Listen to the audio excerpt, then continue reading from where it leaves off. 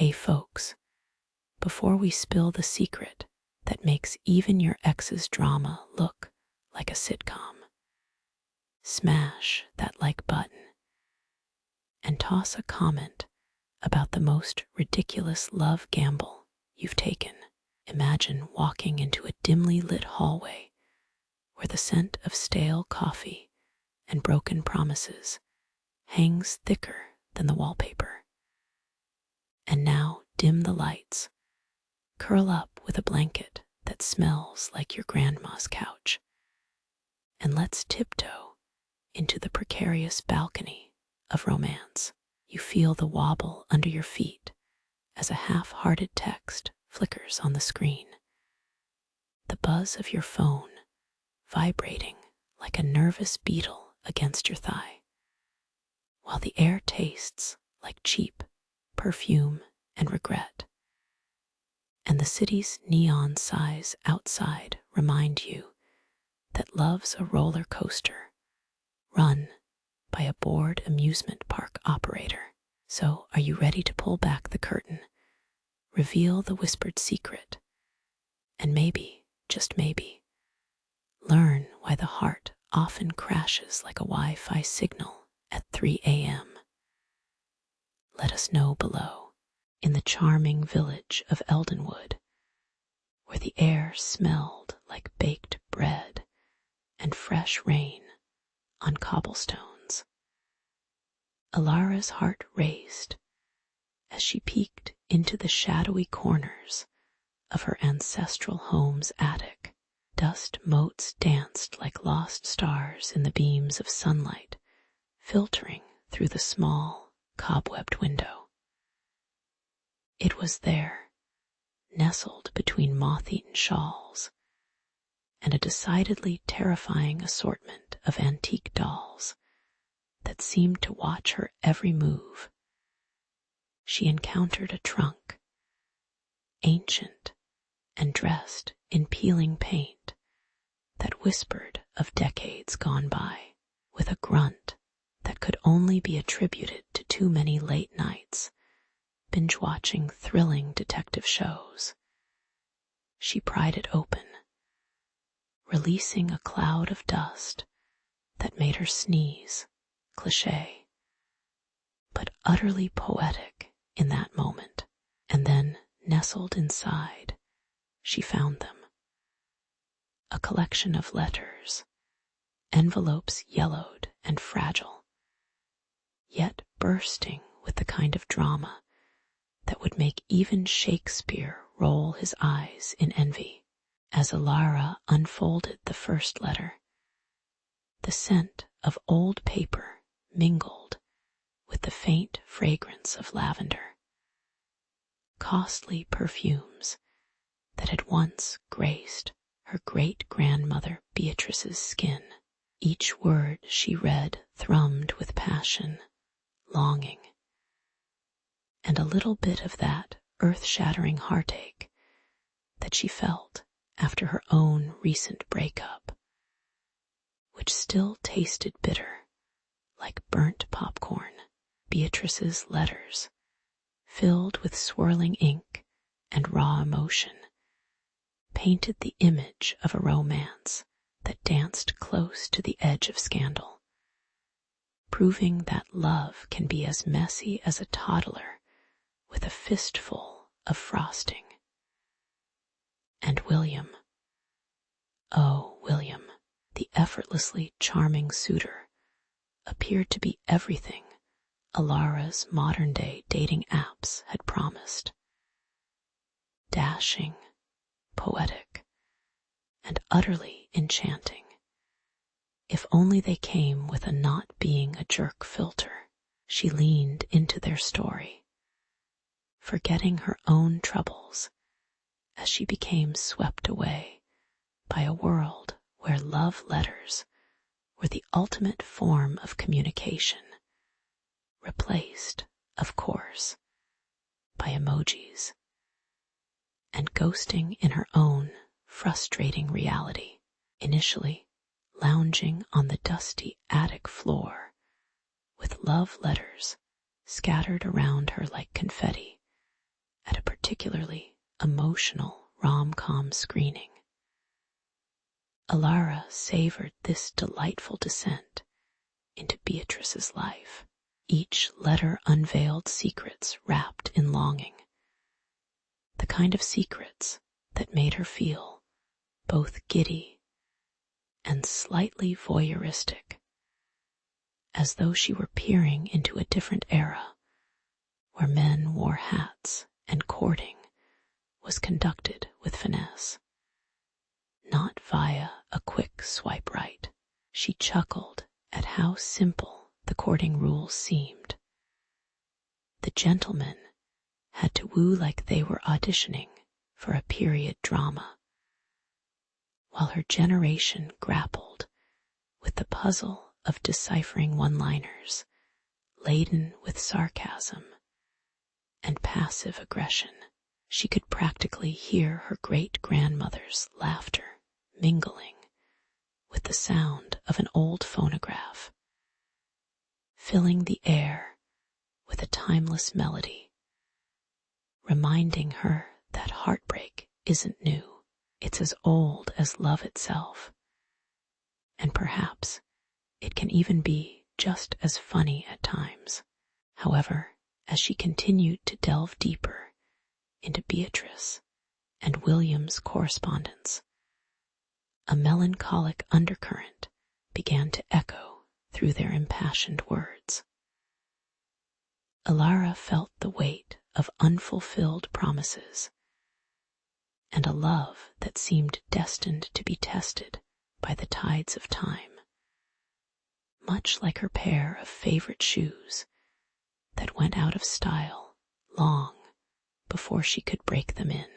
There was something heartbreaking, yet strangely hopeful, in the way Beatrice poured her soul onto the page, each letter reflecting not only deep love, but also a longing for connection that transcended boundaries, like a long-distance relationship before it was trendy.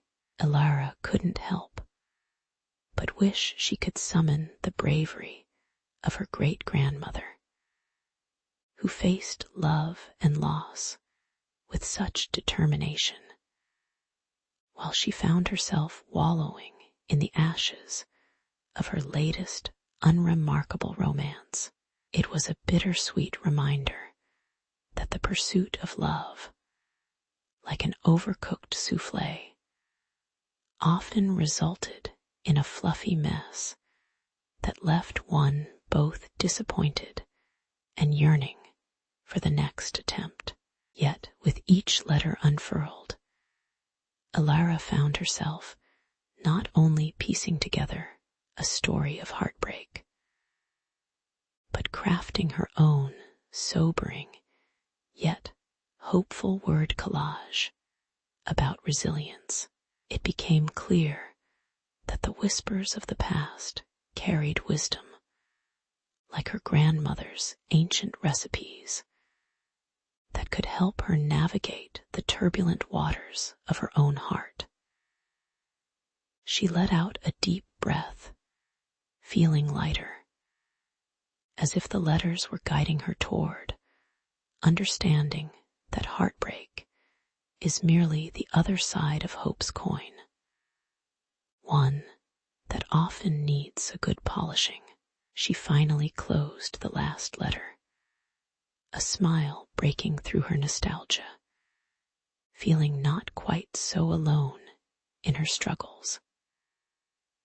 After all, if her great-grandmother could find love amid the uncertainty of life and love's chaos, couldn't she at least dare to hope for a little romance with a lot less drama, and maybe even a happy ending of her own?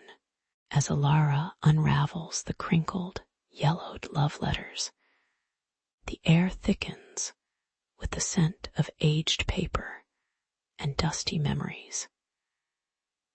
Each script, looped and laced in elegant cursive, sings of Beatrice's clandestine romance with William, a forbidden ballad that echoes through time. It's a story painted in vibrant hues of longing and sorrow, where dreams are woven together with threads of despair. In a world where love is subjected to the cruel barbs of societal expectations, Alara feels a tingling connection to Beatrice's plight, as if the past has cast its spell, summoning her into the heart of the labyrinth of forbidden love. What's a love story without a little chaos? She chuckles to herself, all too aware of the irony that such passion often brews in the shadows of scandal. Beatrice's letters pulse with the fervor of a heart caught in a tempest, and Alara can almost feel the ache that reverberates through the faded ink. As she reads about moonlit rendezvous and whispered promises, the world outside fades into a dull hum, the chirping of crickets replaced by the symphony of bittersweet longing. The irony isn't lost on Alara. Here she is, tucked away in her quiet corner, emboldened by another woman's joy and tragedy. With each word, she sits on a roller coaster of emotions, swinging from the dizzying heights of Beatrice's dreams to the crushing lows of heartbreak. Shouldn't love be like a blockbuster romance, with grand gestures and tearful reunions? Instead, it dances on the knife's edge of despair, dangerously close to the horror movie of lost opportunity and regret. The letters are more than mere relics. They are windows into an enchanting yet harsh reality, where Beatrice's heart aches in rhythm with her pen strokes. Alara can picture the fleeting smiles and quiet sighs, the smells of wildflowers caught in the morning breeze, as Beatrice dreamed of life with William. But lurking behind those flowery words lies the bitter truth. Beatrice was promised to another, her future sealed like a boxed-up relic collecting dust. It reminds Alara of a scene from a rom-com, the main character trapped between duty and desire, sweeping her dreams under the rug. Except in this tale, there's no safe landing. The stakes are painfully high, and the choices unduly heavy. Gradually, Alara's own heart begins to hum to the same melancholy tune, her thoughts swirling in a dance of hope and disillusionment. She can't help but question her own reality.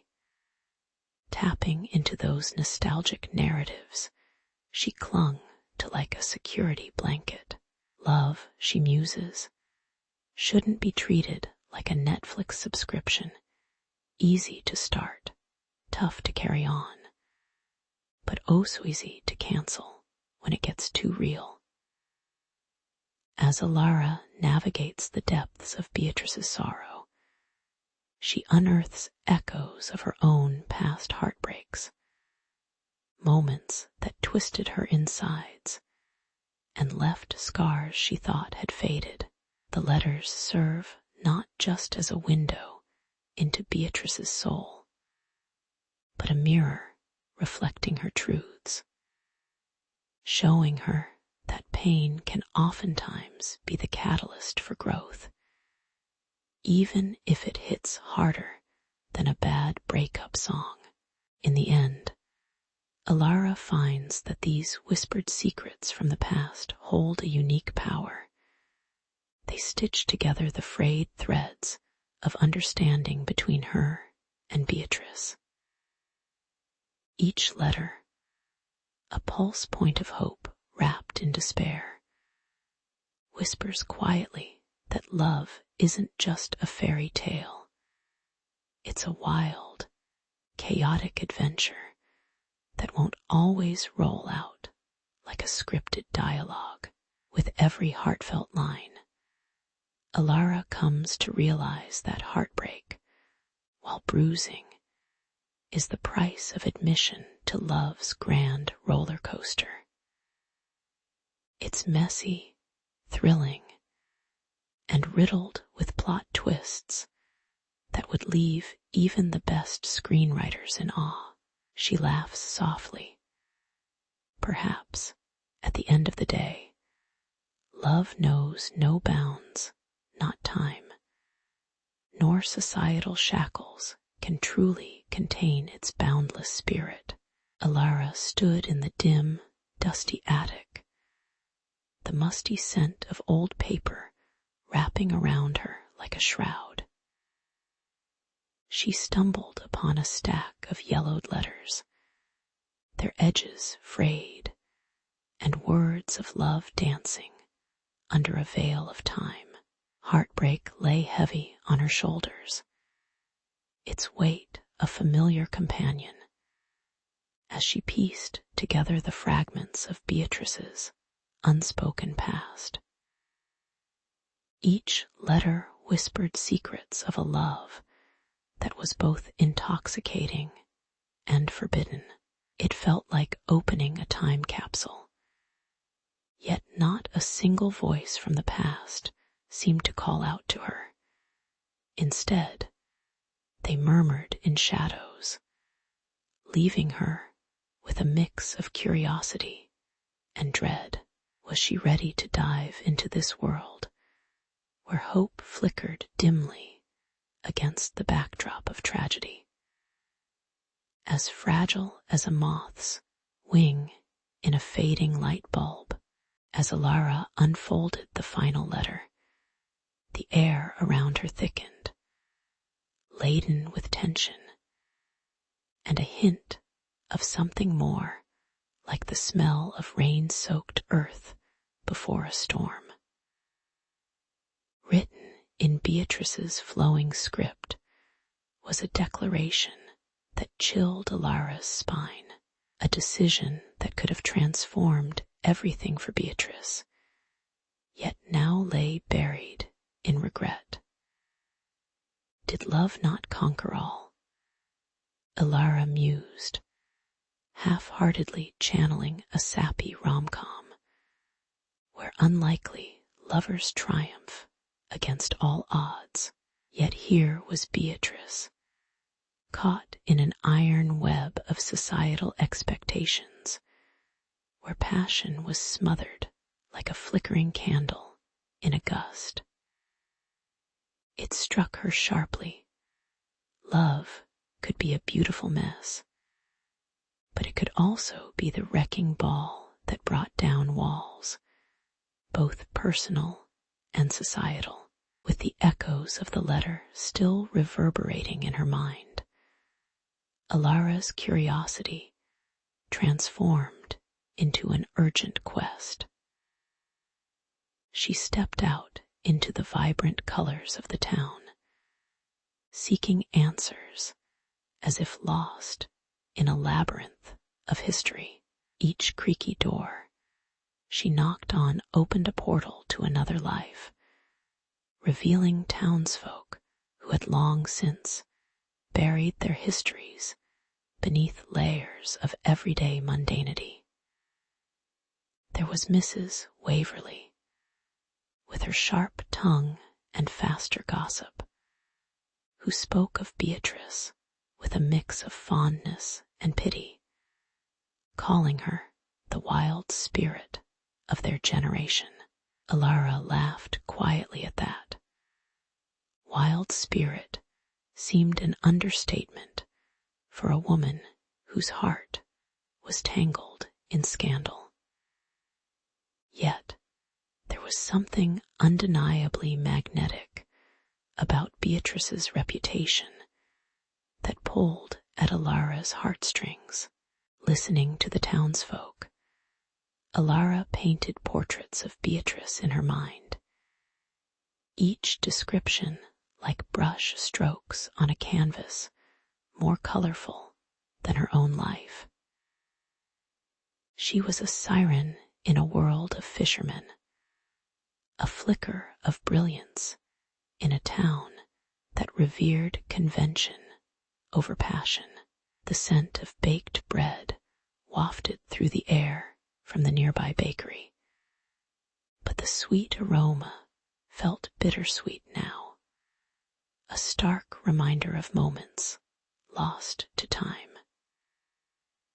Alara could almost hear Beatrice's laughter mingling with the sound of clinking teacups, echoing down the winding alleyways.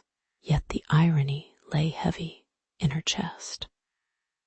While everyone had their versions of Beatrice's tale, the real story was buried beneath layers of whispers and fears, waiting for Alara to unearth it like a treasure lying in the sand, half buried but shimmering with promise.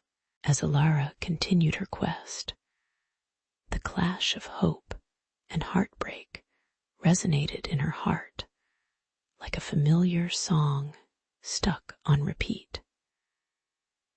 She found herself at the edge of the town's old square, the fading twilight casting an eerie glow on cobblestones that had witnessed countless tales of love and loss.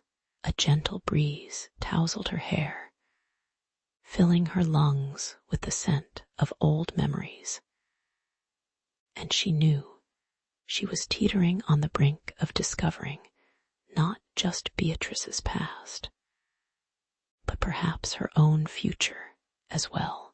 Each conversation unearthed truths wrapped in uncertainty, reshaping what she thought she knew about love, dreams, and the chaos in between.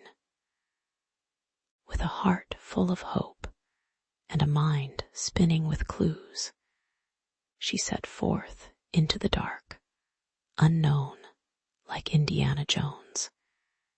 If Indiana had been armed with letters instead of a whip, and a search for emotional truth instead of ancient artifacts, in the dim light of a dusty attic, Alara stumbled upon a treasure buried beneath layers of forgotten memories and fraying boxes. The musty scent of old paper danced around her as she unearthed a leather-bound journal, its spine cracked and waiting to crack open the heart of its ghostly owner, Beatrice. With trembling hands, she flipped through the pages, the loopy handwriting revealing secrets so intimate they could make a soap opera blush. It wasn't just ink on paper, it was a tapestry woven from heartache and yearning, with each word echoing like a siren's call from another realm. Suddenly, the noise of the outside world faded, replaced by the whisper of Beatrice's dreams and fears, echoing through time like a haunting ballad from a long-forgotten jukebox. As Alara delved deeper into Beatrice's thoughts, she felt the sharp prick of familiarity. It was as if Beatrice's heart had been playing a bittersweet duet with her own. Here was a soul entangled in love's chaos, wrestling with the ghosts of choices long since made, and the pitifully tender ache of what could have been. Nostalgia draped itself around Alara like an old, moth-eaten shawl, a fabric soaked in regrets and unfulfilled promises, loading her own heart with a heavy mixture of empathy and irony. She realized that perhaps heartbreak was the ultimate unifier. Much like a bad reality TV show that you couldn't help but binge watch, she laughed softly, imagining Beatrice pouting over a missed chance at romance. Much like her favorite character in a rom-com, lovable, yet tragically flawed. Confronted with these vivid reflections, Alara felt a jolt of clarity surge through her. The parallels between Beatrice's past and her present unraveled like an intricate threadbare tapestry, connecting eras and emotions that seemed so distant. It was ironic. Here she was, standing in the shadow of someone else's choices, yet those very choices lit a beacon for her own. The realization hit her like that cringeworthy moment in every teen drama where the misfit suddenly becomes the hero. She had the power to write her own narrative, and with that revelation came the sensation of old baggage slipping away. It was as liberating as tossing out a pair of worn-out shoes that were 2 sizes too small. Yet the battle between holding onto memories and stepping into the unknown wasn't fairy tale easy. Memories of her own past still lingered like the scent of burnt popcorn that never quite clears out of the kitchen. There were moments shared and love stories that crashed and burned, a cacophony of laughter and tears. As bitter and sour as her last relationship had been like, that one time she tried a mystery-flavored jelly bean, there lay within it lessons that shaped her resilience. She could either let these memories chain her to the past, or turn them into the jet fuel, propelling her toward a dazzling new horizon where love awaited again. Ah, the sweet irony of owning your history while daring to dream anew. With determination knitting her brow, Alara embarked on a silent vow to herself, raising an inner glass to the gathered shards of her life. Just as Beatrice had penned her longings, Alara too would pen her story, filled with hope rather than heartbreak. The attic's stale air transformed into a breeze of fresh possibilities swirling around her, invigorating her spirit like a long-awaited vacation. After a year at the in-laws, it was time to shelve the ghosts, to take those hidden letters and let them guide her toward love and happiness, rather than allowing them to haunt her. Alara stood taller, heart racing with anticipation for the journey ahead, a renewed belief that sometimes the heart's choice leads to the most magnificent chapters yet unwritten. In the quaint village of Eldermere, where the cobblestones hummed with historical whispers, and the air was thick with the scent of blooming lavender and fresh-baked bread, Alara stood at the center of an unexpected gathering, clutching Beatrice's letters like precious relics. She felt the weight of hope and heartbreak entwined. much like the wild vines creeping up the old stone walls. With each carefully articulated word, she unfolded her ancestors' deferred dreams, revealing a tapestry of longing and vulnerability. The villagers listened in rapt attention, some biting their nails, others wiping away tears, as if they were being swept up into a romantic comedy where the leads finally find love after many awkward and messy misadventures. Of course, dare to love, Alara urged, even if it means risking a broken heart. She knew the power of words. After all, she had seen a spider spin a web from nothing but a dream and a flicker of hope every morning in her window. The effect was electric, crackling through the crowd like a summer storm. As if by some delightful magic, Alara's passionate recitations transformed the villagers. Grumpy widows turned wistful. Grumpy widowers pretended not to wipe their eyes. And teenagers exchanged glances filled with unspoken confessions. It wasn't just Beatrice's letters. The power of vulnerability resonated like a familiar pop song, the kind you sang in the shower, but didn't dare to belt out in public until now. With each reading, Alara was not merely recounting tales of loss, but forming a bridge, a shimmering pathway to healing for the heartbroken souls around her.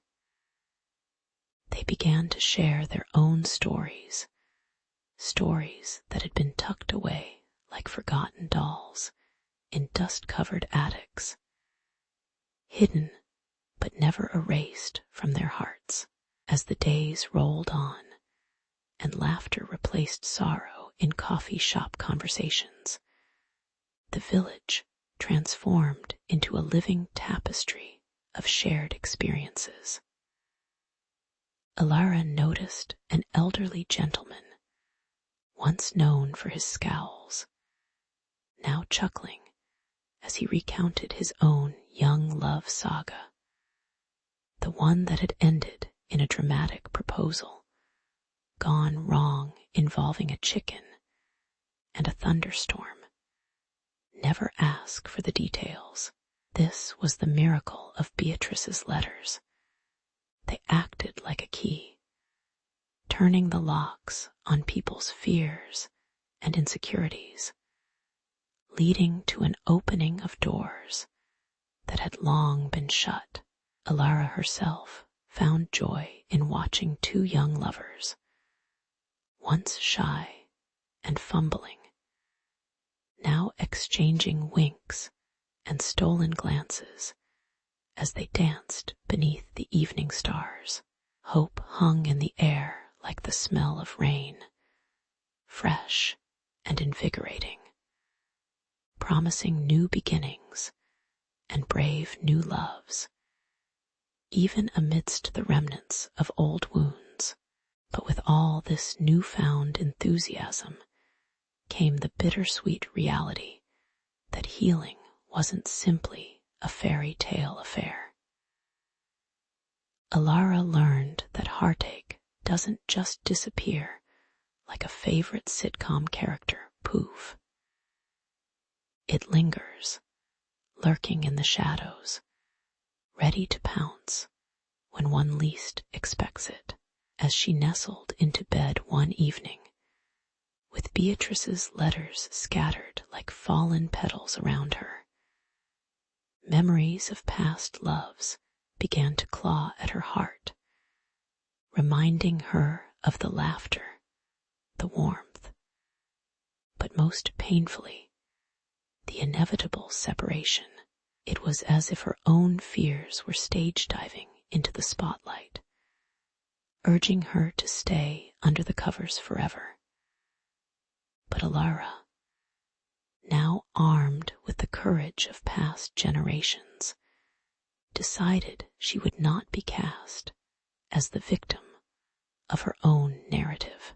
Instead, she resolved to rewrite her story, pen in hand, allowing the ink to flow like a river of hope into new possibilities. So, with the laughter of her village echoing in her heart, Alara stepped out into the world anew, invigorated by the connections forged through the sharing of letters.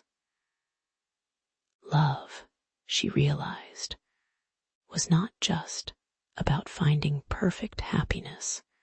After all, even the quirkiest rom-coms end with the couple tripping over their own feet at least once on their way to the altar. It was about embracing the messy, unpredictable journey, experiencing joy and pain, and knowing that each step, no matter how awkward, was a step toward healing.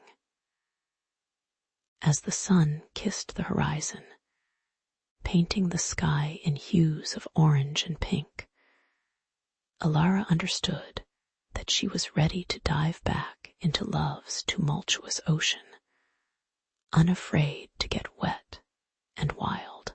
With Beatrice's indomitable spirit woven into her own, Alara was reborn into hope, ready to pen her own chapters in the great story of love.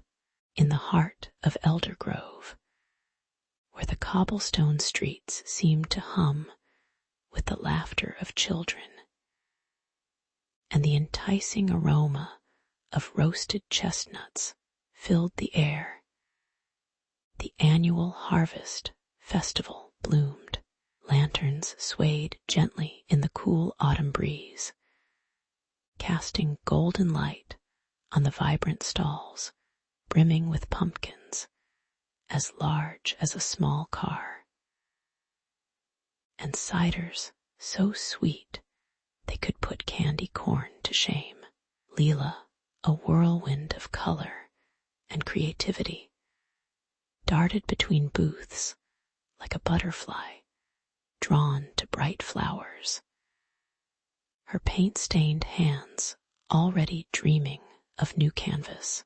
It was there, amidst the jovial chaos, that her keen eyes locked onto Aidan, his dark curls reminiscent of a brooding figure sketched in charcoal. A man hiding in plain sight under the twinkling stars, and the happy chattering of villagers around them.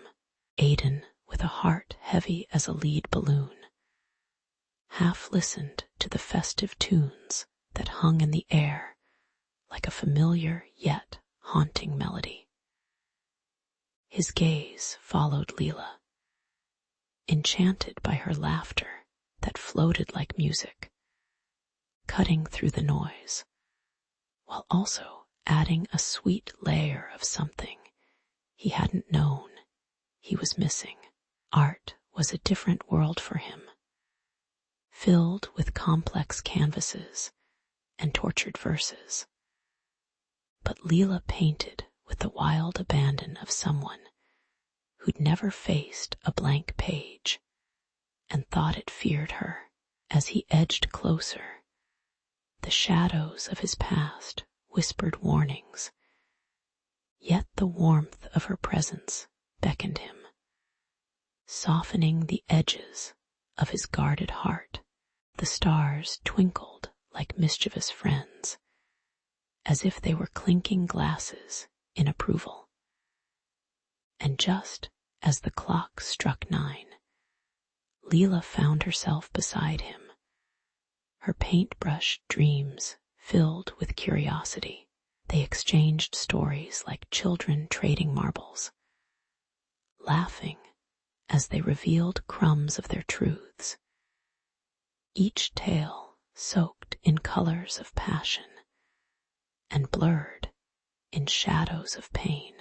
Leela spoke of wild adventures, her vivid imagination painting landscapes of grandeur, while Aiden's voice was like a well-worn book, rich with layers, yet underscored by a lingering sorrow that made Leela lean in closer, eager to decipher every word.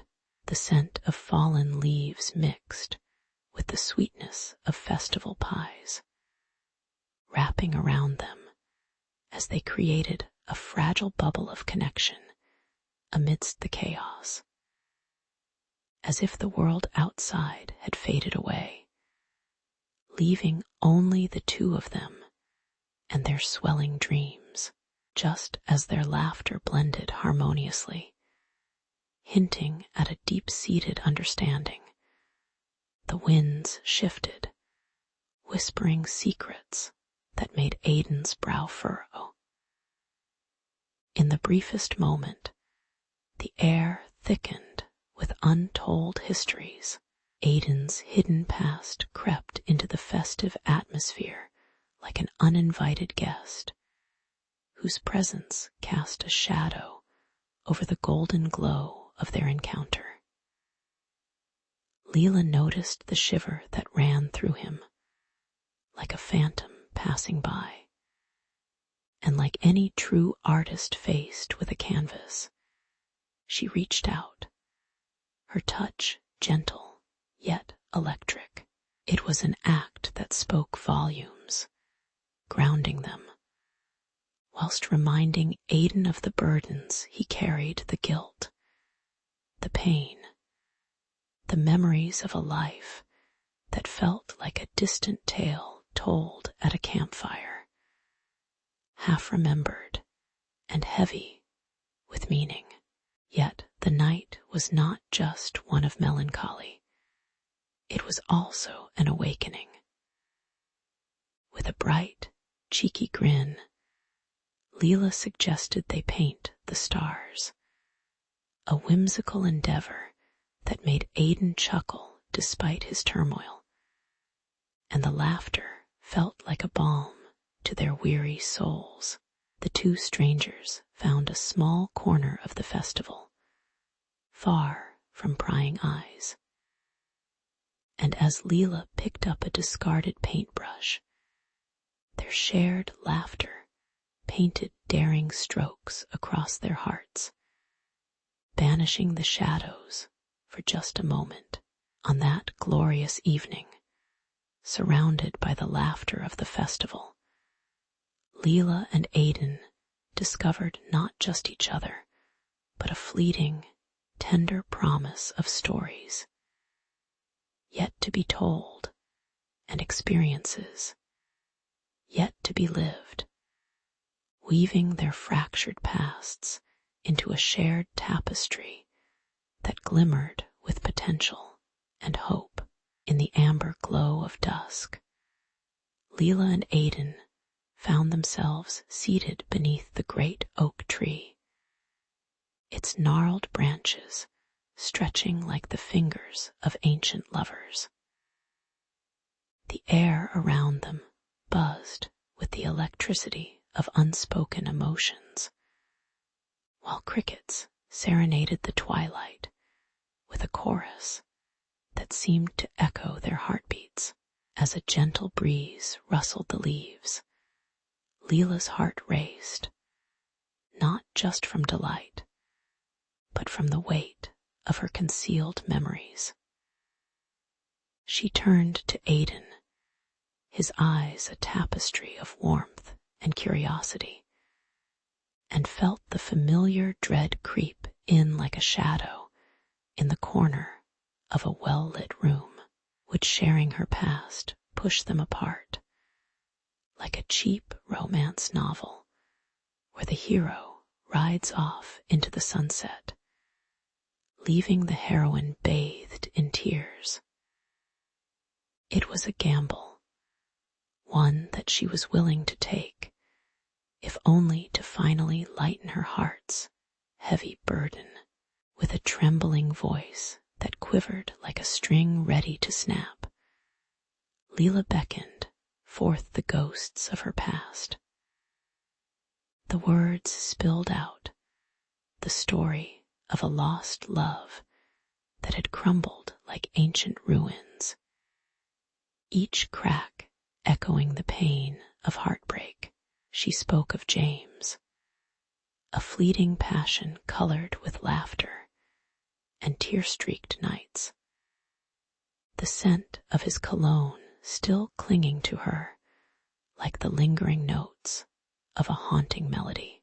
The hurt of betrayal now felt like shards of glass embedded deep within her, and she vividly recalled the way he vanished, leaving only questions dancing in the empty spaces of her mind. As her confession unfolded, the weight of the past wrapped around her heart, while the rustle of leaves bore witness to her unraveling tale. A cinematic moment straight out of a romantic tragedy that would have even made Shakespeare weep. Meanwhile, Aidan sat across from her, feeling the warmth of the campfire against his skin, each flicker of its flames mirroring the tumult within him. He knew this was the moment to peel back his own layers, to reveal the scars that had shaped him into who he was, confessing his tale of a muse who had turned out to be a pyromaniac in disguise. It was a sordid affair that began like a hit song destined for the top of the charts, only to crash on the ground with a resounding thud. As he shared laughter and tears about his artistic struggles intertwined with the betrayal, Aidan couldn't help but appreciate the irony. He had found beauty in their storm, yet it had left him drenched and shivering like a lost dog on a rainy night. With every word, he felt the shadows of the past ebbing, blending into the warmth of Leela's presence, creating a cozy sanctum of shared wounds and healing hopes. As the stars blinked awake above them, transformation rippled through the air. Leela and Aidan no longer just two souls destined for connection, but instead two travelers navigating the winding paths of their hearts. Vulnerability wove a delicate tapestry, binding them closer, while simultaneously introducing tantalizing threads of fear. Every raw confession echoed like the strangled notes of a power ballad, demanding attention and respect for the fragile histories that they both bore. Ahead, looming like the villain in every great rom-com, was the specter of doubt, whispering insidious thoughts about whether their painful pasts had the power to reignite old flames of insecurity. Could love endure when tinged with the residue of betrayal and heartbreak, leaving behind emotional bruises marked like an old map, leading to lands of uncertainty? Yet despite the heaviness that clung to their shoulders, laughter danced between them like fireflies caught in a summer breeze, dispelling the darkness inch by inch. As they shared silly glimpses of themselves, Leela pretending to reenact her worst breakup in a dramatic fashion, while Aidan countered with an overly exaggerated impression of his muse's melodrama. They found joy in the shared absurdity of it all. They were survivors, diving into uncomfortable waters and pulling up old hurts like relics from a shipwreck. The realization settled in that every secret told was not a chain to bind them, but a treasure that brought them closer together, like characters in a grand saga who discover love amid chaos. And so, with secrets now stitched into the fabric of their connection, Leela and Aiden stared into the flickering embers of the fire, their hearts lightened, yet still wary, knowing that the true adventure lay in embracing both their pasts and each other in the dance of the present. The air crackled with tension as Leela and Aiden stood at the edge of their shared world, caught in the storm of a misunderstanding that loomed between them like an anvil in a cartoon.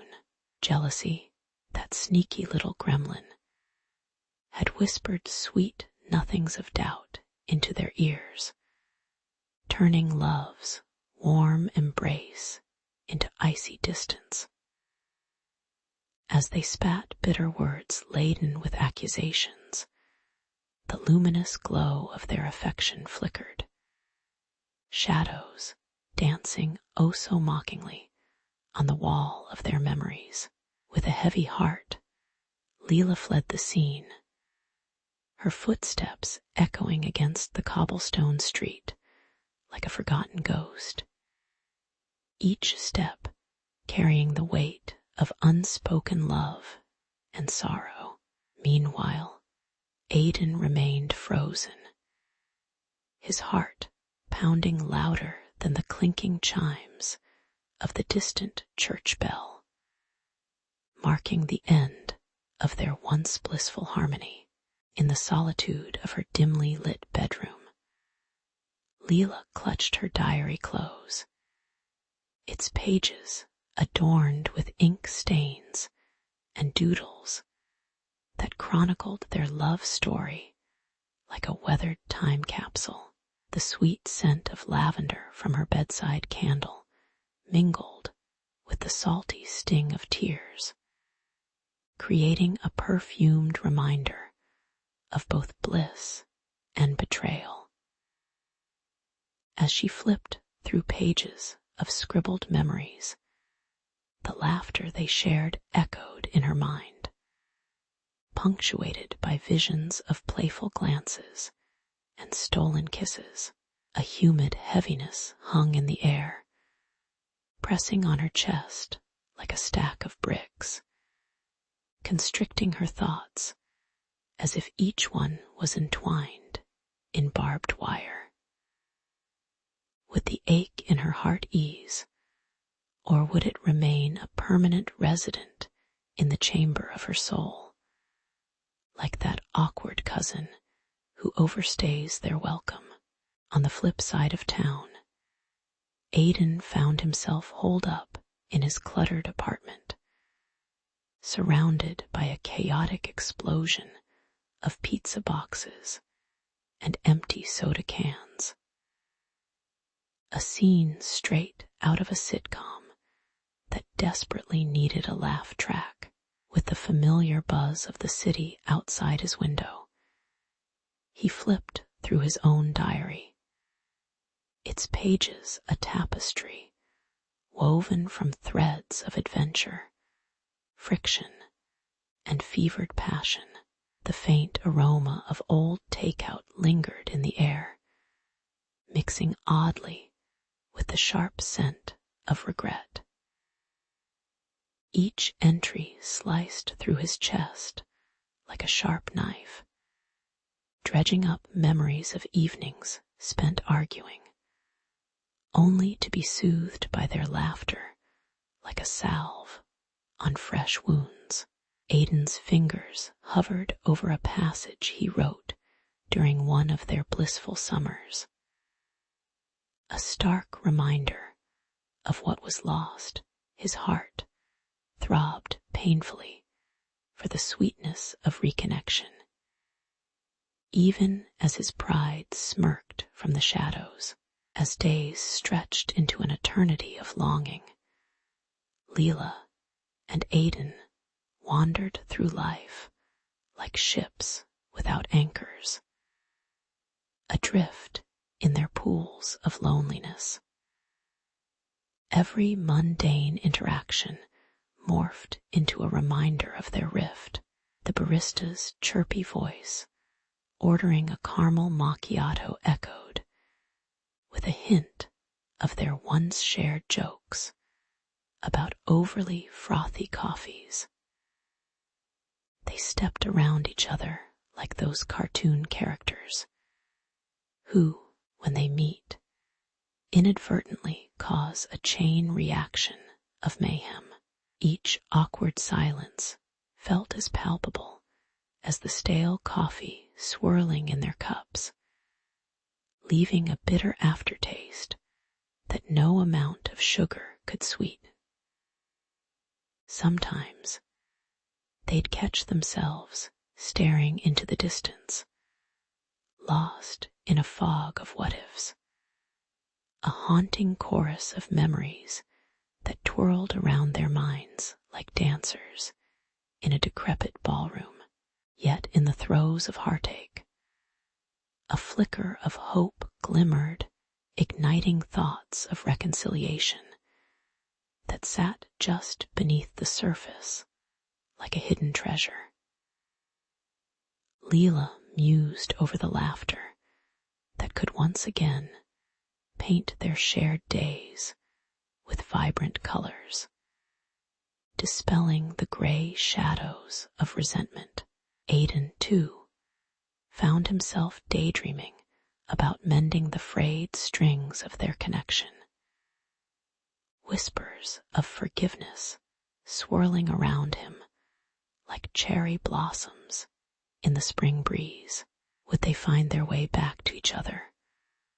Or would their love story end up like an unfinished novel, lost among dusty bookshelves?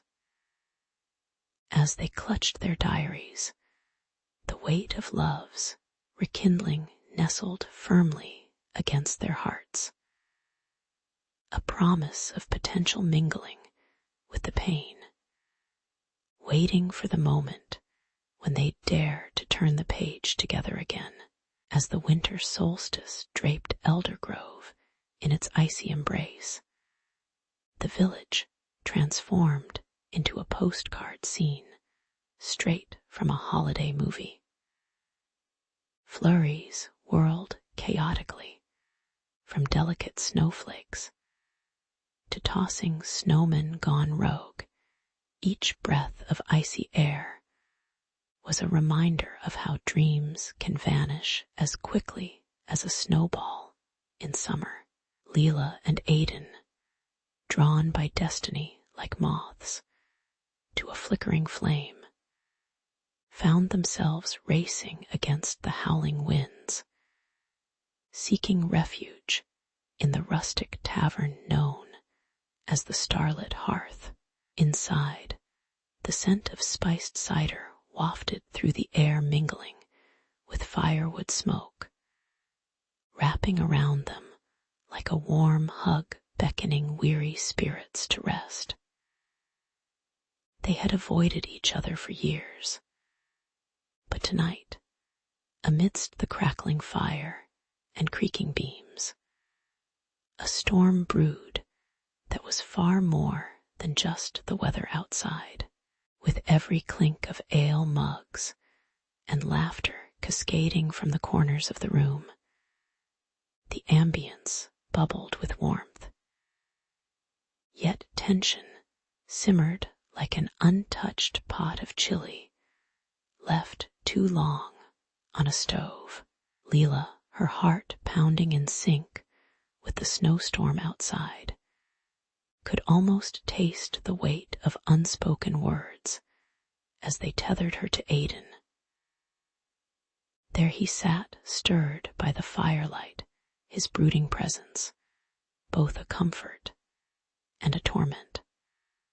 Like the last piece of chocolate cake, silently taunting her from the fridge. Their eyes collided over the flickering table candles. A fleeting moment that ignited memories. Moments of wild adventures and whispers that lingered, like the sweet scent of vanilla left in the air long after a cake's been devoured. And oh, if one could hear the thoughts racing through her mind, she wondered if he could hear her heart scream, "Why now? Why here?"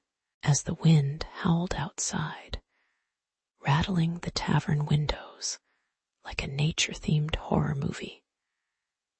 Leela finally leaned in, fueling the match that was about to ignite the conversation. With a voice as soft as the falling snow, she cracked open her heart, allowing her regrets to spill forth like an overflowing cup of hot cocoa. "I've missed you, Aidan," she confessed, her breath hitching. "And maybe it's the snow talking, but I needed to say that." His eyebrows shot up, surprise replacing the stoic expression he had worn like a well-tailored coat. And for a split second, the icy air between them melted to warm anticipation. It was like the moment Frodo dropped that ring at Mount Doom, risky, exhilarating, and absolutely tangled in emotional chaos. Amidst laughter and the echo of clattering plates, Aidan responded, his voice low and filled with an urgency that vibrated through her. "I thought I was the only one who had wondered what if, Leela," he said, a mixture of vulnerability and fierce passion swirling in his eyes, now shimmering like the first star of the evening. As if a dam had broken, the flood of their past erupted stories of stolen kisses, long-forgotten promises, and dreams that died faster than the food at a medieval banquet. Flashes of laughter turned to sighs, and each confession resonated in the throbbing silence, turning the tavern into a crucible of raw emotions.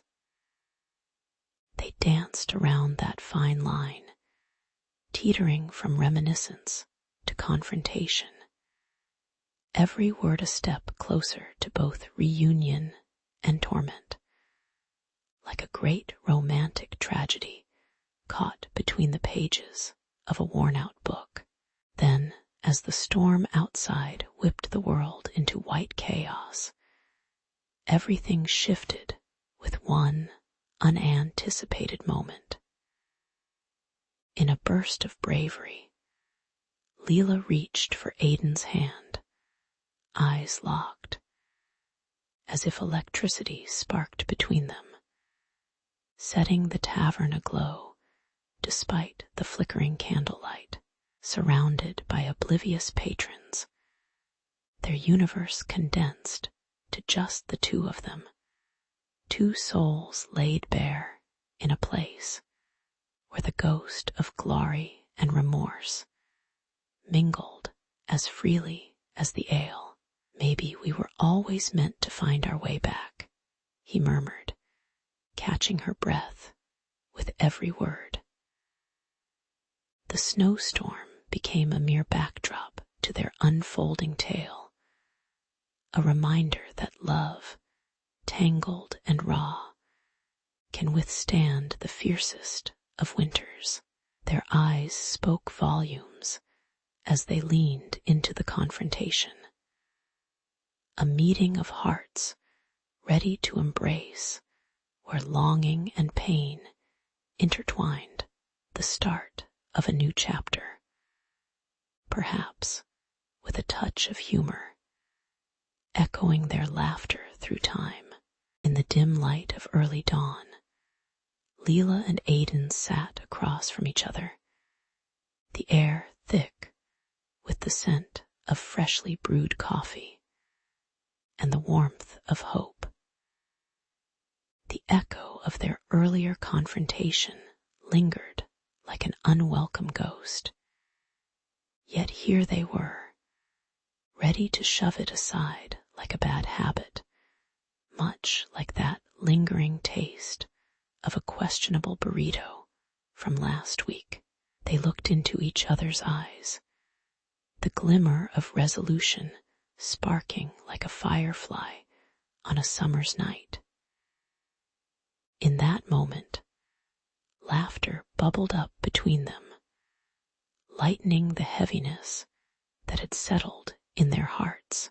"Here's to us," Aidan declared, raising an imaginary toast to new beginnings, as if they were the main characters in a rom-com that had finally found its stride in Act Two. With a sense of purpose, they trotted to the local bookstore, a charming place that smelled of old pages and possibility. Dust motes danced in the golden sunlight streaming through the windows, illuminating the nooks filled with tales of adventure and longing. They thumbed through exquisite notebooks, their textures as varied as the emotions they desired to capture. Finally, a weathered leather-bound diary caught their eye, as if calling out to them, whispering, "Pick me. I bear witness to your love." They exchanged glances that screamed joy and anticipation, knowing this would be the canvas for their journey, a vibrant tapestry woven from laughter, tears, and everything in between. That night, beneath a blanket of twinkling stars, Leela and Aidan nestled in their favorite spot, a cozy nook by the old oak tree in Eldergrove Park. The crickets serenaded them, their chirps a sweet symphony that mingled with the rustling leaves overhead, creating an atmosphere ripe for confessions and dreams. Armed with pens and their new diary, they took turns documenting their thoughts, feelings, and most cherished moments. Leela scrawled about their first date, recollecting the way Aidan had looked at her with a mix of admiration and mild bewilderment, as if she were the final puzzle piece to a picture he hadn't quite known he was missing. Aidan, with an exaggerated flourish, jotted down every eye-roll-worthy pun that escaped his lips, fully aware that humor was their secret ingredient for resilience. As days turned into weeks, the village of Eldergrove transformed too, slowly revealing its charm like a character in a gripping novel. Willow trees draped their long limbs as if wishing to cradle Leela and Aidan, while the scent of blooming jasmine wafted through the air, reminding everyone that love was in season. Each shopkeeper they passed recognized the couple, now unabashedly in love, and offered silly winks or warm smiles that felt like the universe had rolled out a welcome mat just for them. They began to create new rituals, from shared breakfasts at the quaint cafe, where the croissants were flakier than Aiden's attempt at flirting, to long walks that stretched late into the evening, each moment affirming that the past, though painful, had paved the way to this exhilarating new chapter. But life, as it does, had a way of testing even the strongest relationships. And during those moments of doubt, their diary stood as a faithful witness. On the pages filled with their shared laughter also lived the struggles, the insecurities, and the occasional thwarting of Aiden's complete lack of rhythm on the dance floor, a fact Leela delighted in reminding him of with the cheekiness of a movie villain. Yet through the good and the bad, they found clarity in writing, discovering that their love was not just about the grand gestures, but about the everyday triumphs as well. As they scribbled into the fading twilight, hand in hand, the village of Elder Grove echoed with the sounds of their laughter, a sweet reminder that amidst life's chaos, their love was a beacon of hope, their diary a testament to a new beginning forged from past pains and future possibilities. In the bustling streets of ancient Athens, the sun poured golden light over the weathered stones that paved the bustling agora. Philosophers of every stripe strode past in their flowing chitons, gesticulating wildly as if the very air crackled with ideas. Amongst this cacophony of thought, two starry-eyed scholars found respite in one another's presence. Callista, with her wild curls like frizzy clouds, and a penchant for Plato that bordered on obsession, often caught Dorian's eye as he scribbled furiously, her laughter ringing out like a sweet summer breeze.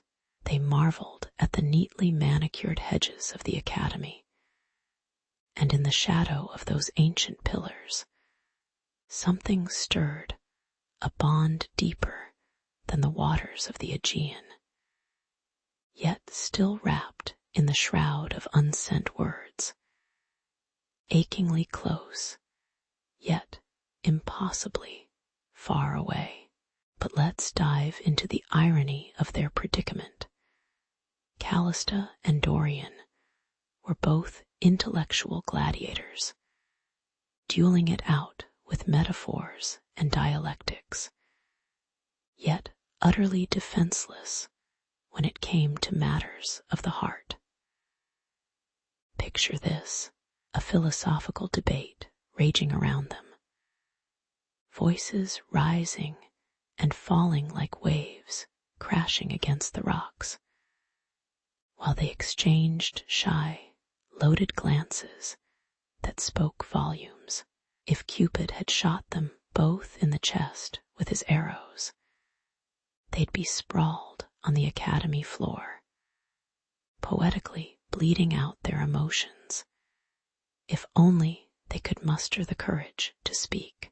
Instead, their hearts felt as heavy as the philosophical tomes they carried, unsent letters, bursting with tangled sentiments, stacked up in their heads like barrels waiting to roll off a cliff into the abyss of never being said.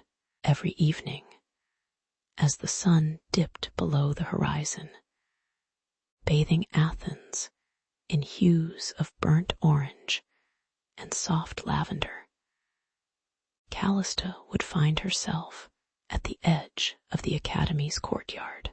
She'd pull out her quill, poised above the parchment as thoughts swirled like cotton candy at a festival, only to falter at the last moment.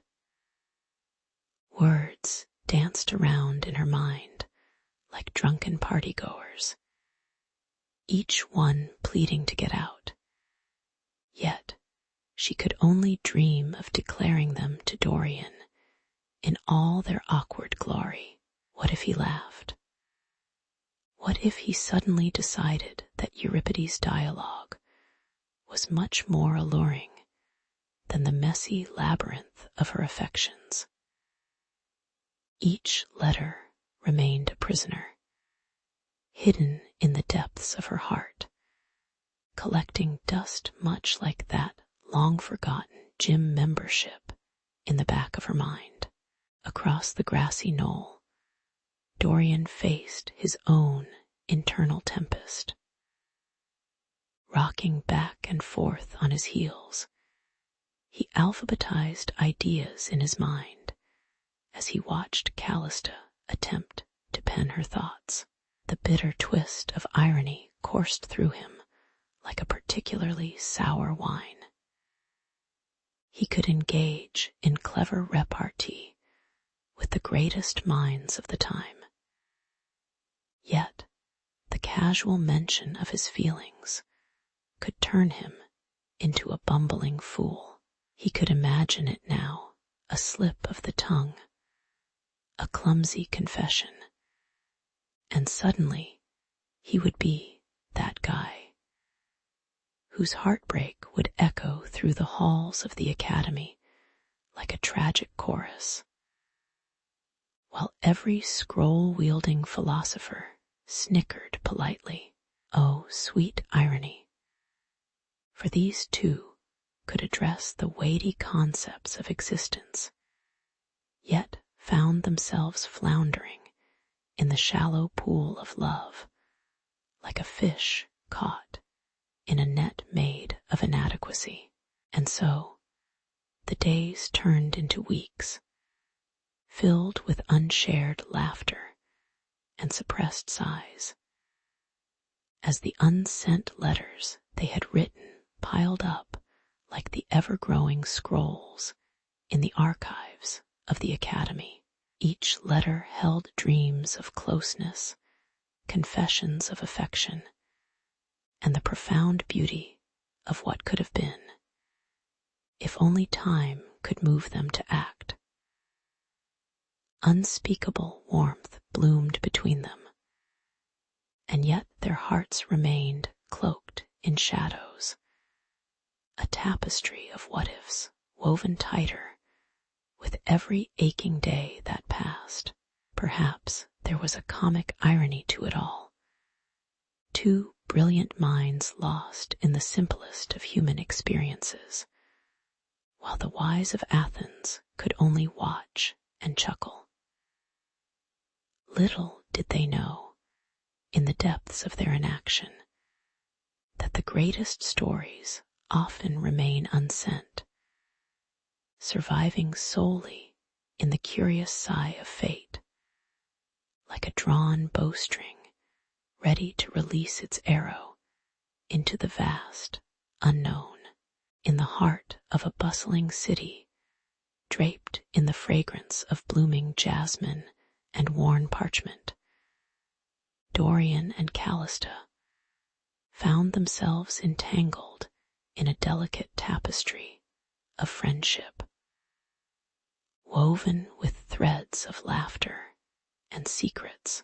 The sun would cast playful shadows as the two strolled through cobblestone streets, their conversations often drifting like the clouds above them.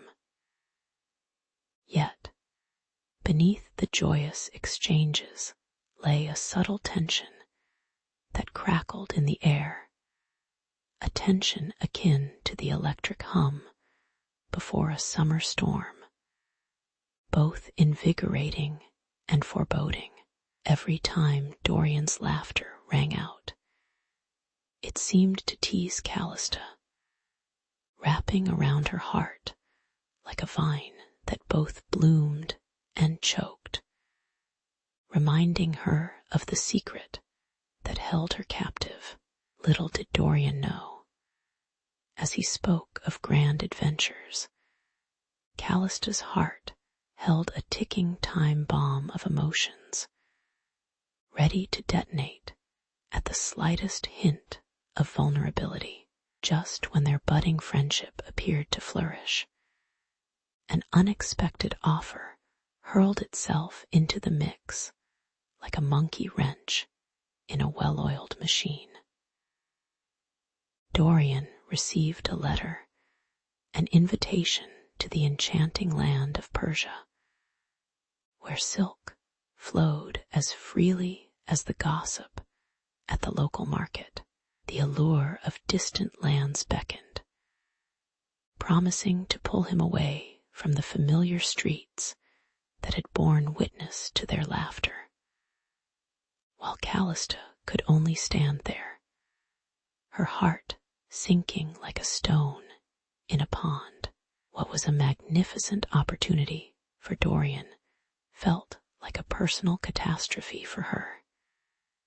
It was as if the universe had sat them down for a group therapy session called "Let's Ruin Everything."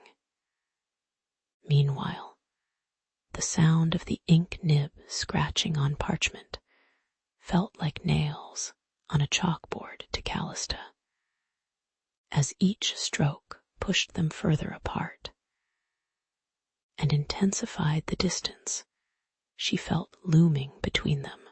Despite the shimmering promise of adventure, the words left unspoken began to suffocate their bond like a wet blanket on a lit candle. Each unsent message, crafted in long hours of daylight, but never delivered, burgeoned with longing, anxiety, and unacknowledged affection.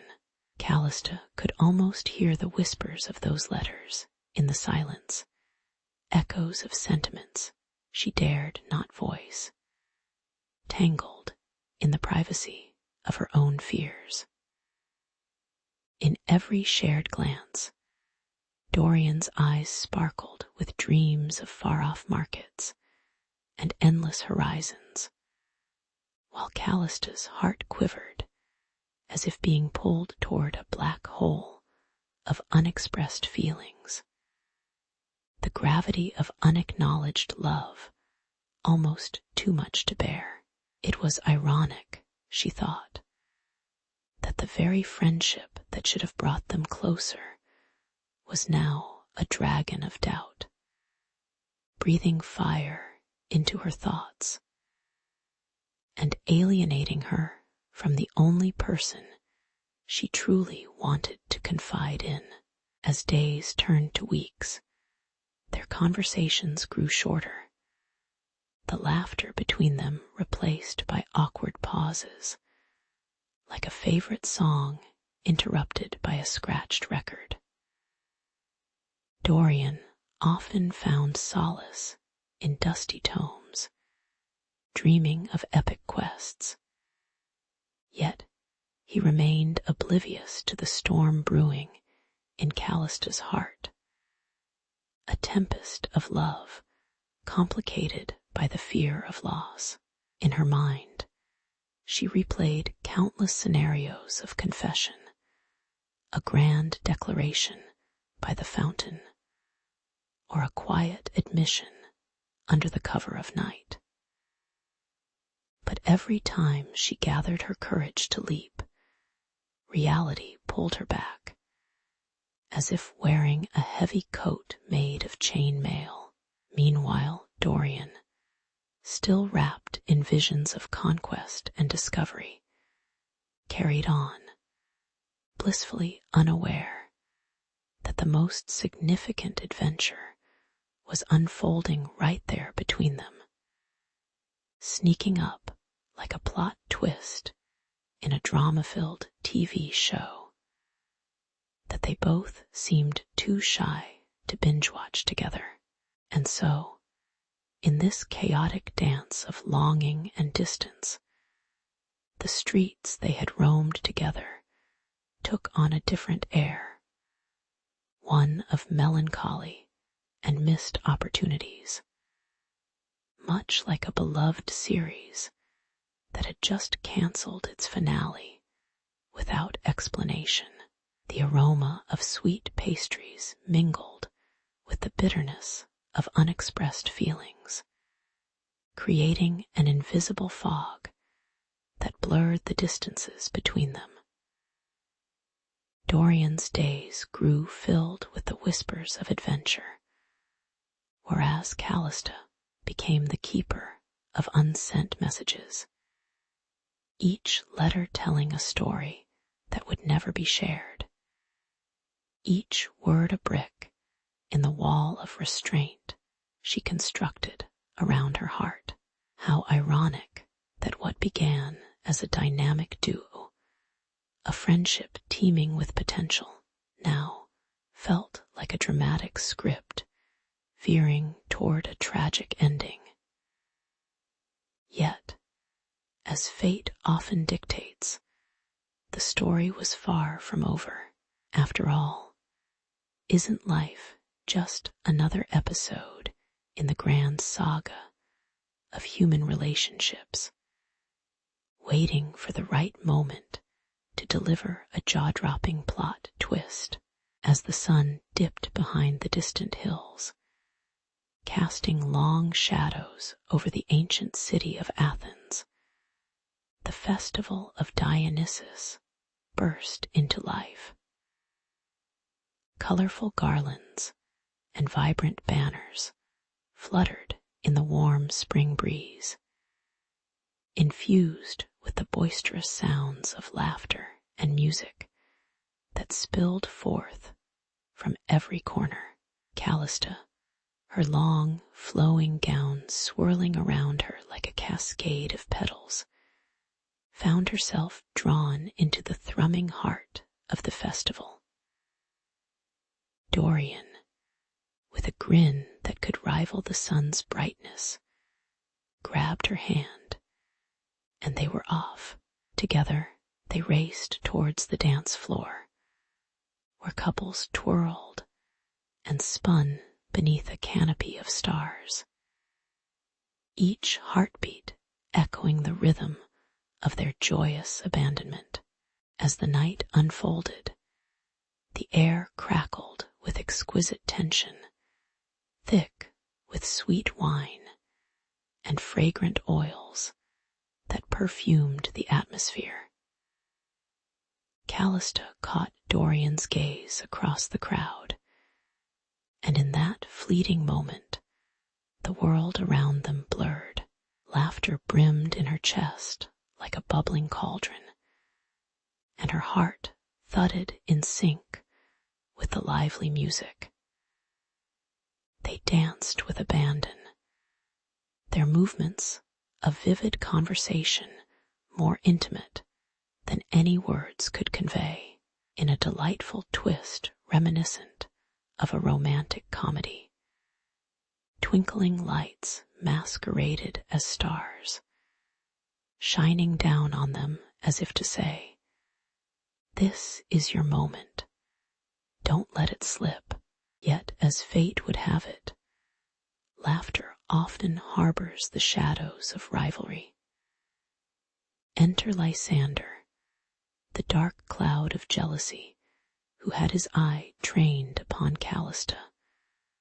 Like a hawk eyeing its unsuspecting prey, he slinked through the crowd, plot brewing in his mind like bad coffee left to simmer too long bitter, and ready to ruin the flavor of the night. Dark curls framing a face twisted by envy, he stepped in with the grace of a drunken goat, determined to manipulate the joyous dance into a chaotic frenzy. With exaggerated flair, he coaxed a rowdy band of revelers to create chaos, intent on ensnaring the blissful connection between Callista and Dorian. making the night feel as precarious as a tightrope act without a safety net. The revelry morphed into a cacophony, laughter turning to shocked gasps as Lysander's scheming began to unfold.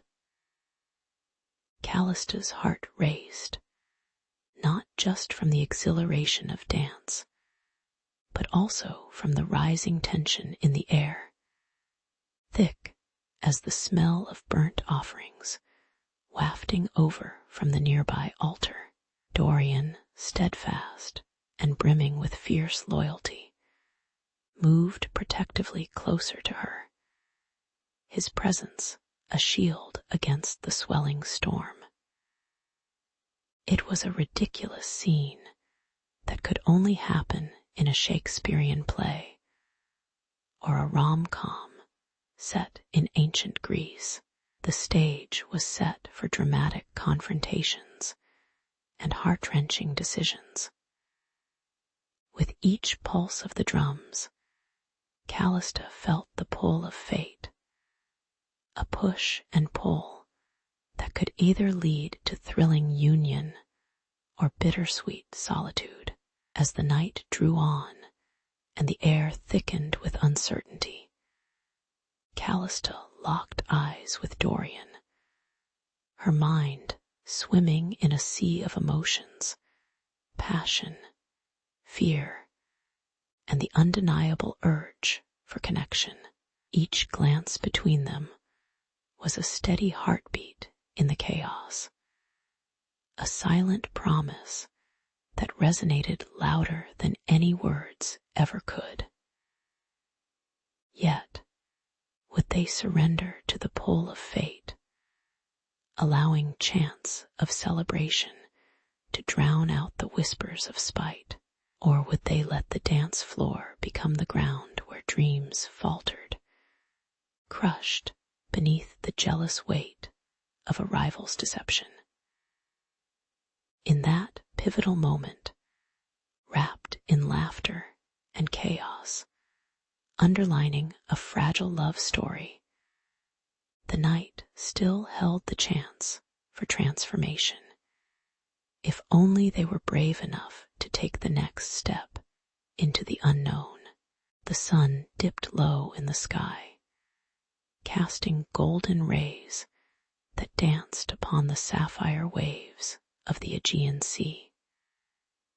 Callista stood at the edge of the cliff, her heart a tempest, a throbbing drum screaming for attention. The salty breeze whipped through her hair, tangling her thoughts as she stared into the endless blue, summoning courage from the depths of the vast ocean below. It was the perfect place for a revelation, or a shipwreck of emotions, either one, really.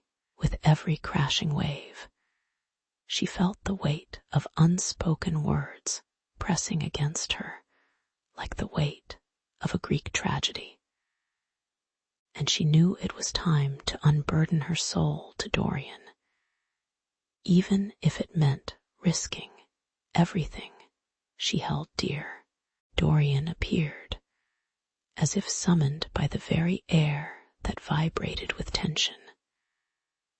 His brow furrowed, and for a moment he looked like a Roman statue, solid and stoic, yet somehow flawed and unsure. Callista approached with a fierce determination, the ghost of all her unsent letters swirling around her like a chaotic whirlwind. "You know, I have written you many times, Dorian. Never sent them, of course. Didn't want to make things awkward like a sitcom character, trapped in a love triangle. But here I am, bearing my heart on a cliff, practically auditioning for a romantic drama." Her words tumbled out like a waterfall, eager to wash away the devastation of silence between them as her confessions echoed into the void. Dorian's expression shifted in tandem with the unfolding tempest. It was a revelation for both, a mirror reflecting their shared vulnerabilities as he stumbled over his own thoughts. "Callista," he managed, his voice hoarse, as if he had just run a marathon without training. "You're not alone. I, too, have penned countless letters, shielded them like treasure maps leading to lost pirate gold." Ironically, instead of knots of revenge, they undid the tangled threads of their unspoken love story through laughter, the kind that erupts when friends reminisce over shared nostalgia. The cliff became not just a backdrop for heartbreak, but a stage for their candid humor, stripping away pretense and allowing raw emotion to weave them together. With each unsent letter revealed, the air thickened like the heat of a summer day, warm and oppressive, yet tinged with the electric thrill of revelation. Callista recalled the scent of parchment and ink, memories flooding with the aroma of unfulfilled dreams mingling with the salty sea air. Each letter represented hope, disappointment, and the bittersweet flavor of unspoken affection. Dorian laughed dryly, admitting how many times he had convinced himself that silence was the answer, as if their love were an unreleased sequel that never got greenlit. They stood, not as enemies bound by silence, but as two souls on the cusp of a transformation, leaning dangerously close to the edge of something profound. As evening shadows lengthened and the chorus of cicadas serenaded the twilight, it became clear that the release of their hidden truths had forever altered the landscape of their relationship. Gone were the pretenses and the fearful hesitations that had held them captive. Instead, there was a newfound bond, forged in the fire of vulnerability and laughter. Callista felt lighter than air, buoyed by the idea that perhaps their story could find a different ending. Dorian took a tentative step closer, his eyes sparkling with a mixture of hope and mischief, just like the seaside town of Santorini itself, vibrant with promise, vibrant with life. This time, they would send their letters. Their hearts were now fully engaged in the act of writing a new chapter together. On that cliff, overlooking the endless blue, as the first rays of dawn spilled over the horizon, casting a golden glow across the frothy waves, Callista and Dorian stood on the shore, feeling a restless energy in the salty air. It was as if the sun itself had been waiting for the right moment to witness this pivotal exchange.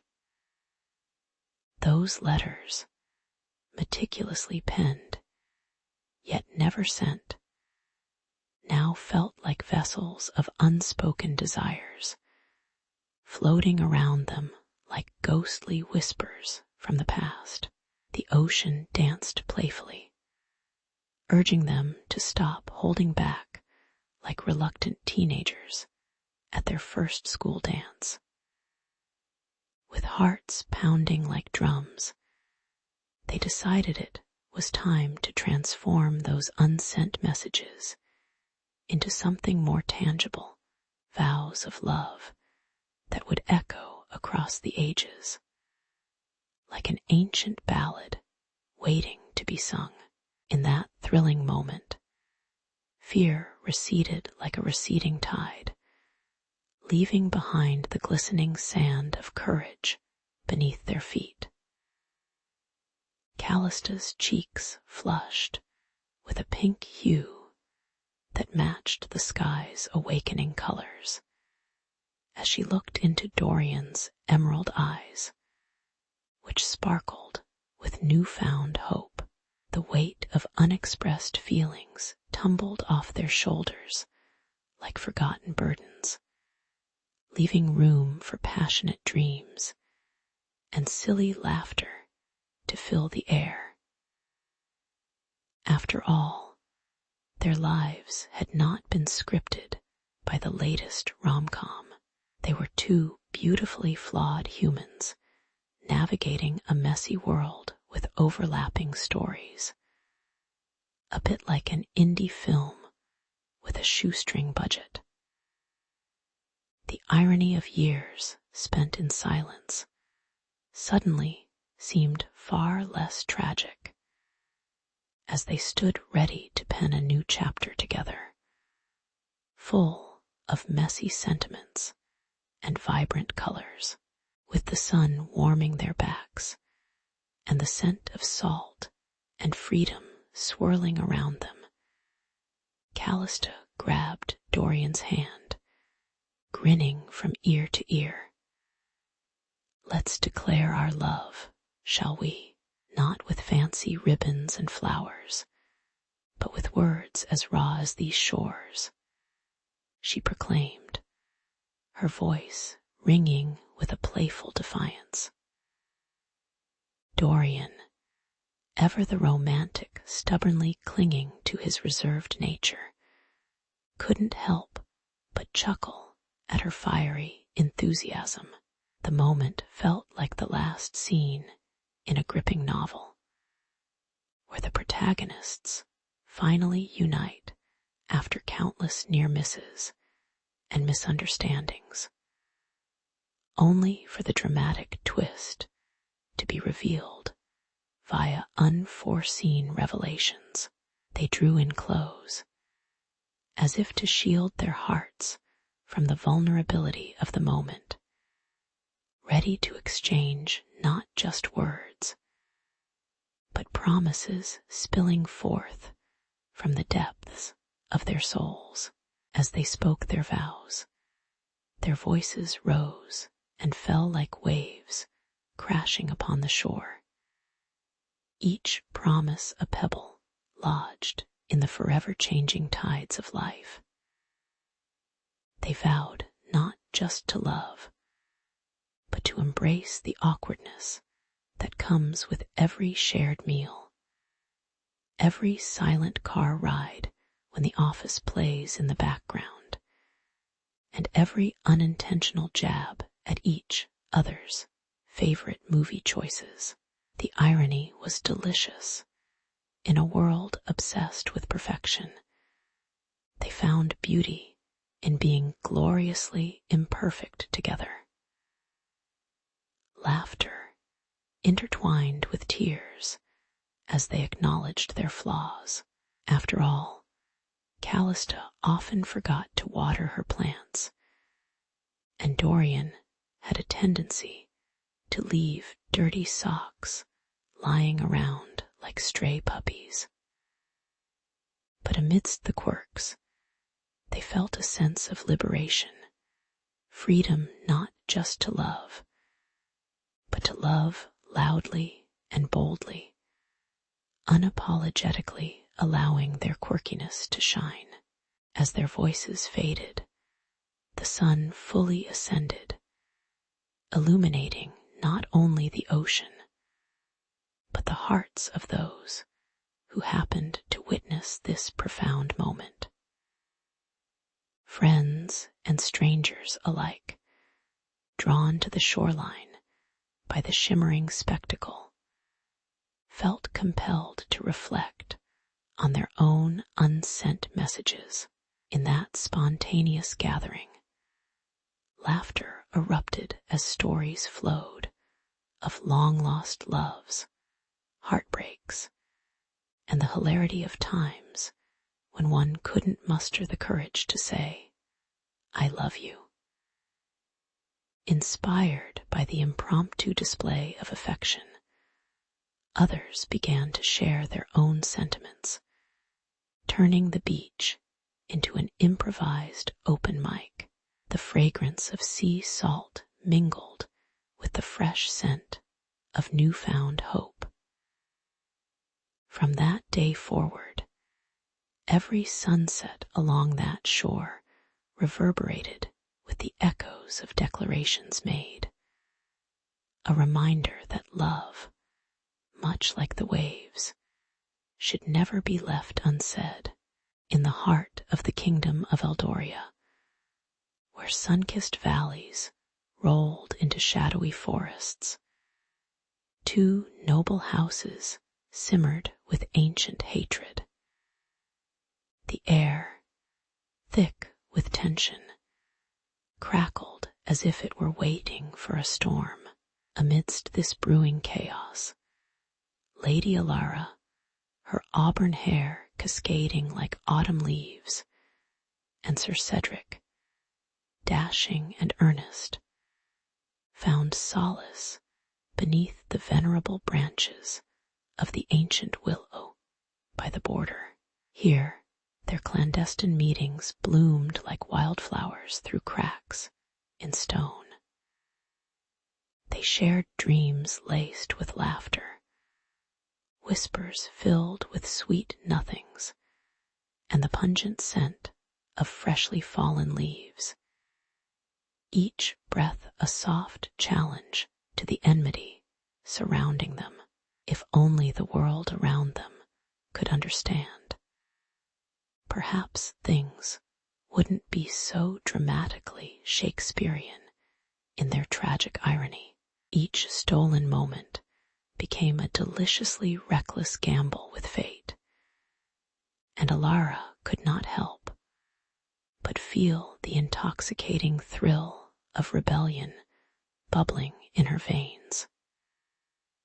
Sir Cedric, ever the gallant knight, spoke in urgent tones of a daring escape that simmered just beyond the reach of their grasp. "Imagine us," he declared, his eyes gleaming with mischief, riding off into the sunset, leaving behind all this feuding drama. It was like a scene lifted straight from a romance novel, minus the screaming matches and flying goblets of wine that typically adorned their family gatherings. The very essence of freedom wafted through the cool night, mingling with the earthy scent of the soil, embracing them in its wild promise, though a heavy fog of uncertainty hung in the air, threatening to choke their fragile dreams. Yet beneath the vibrant surface of their romance lay an undercurrent of dread. Alara often felt the weight of her family's legacy pressing down on her like a lead cloak, stifling her every breath.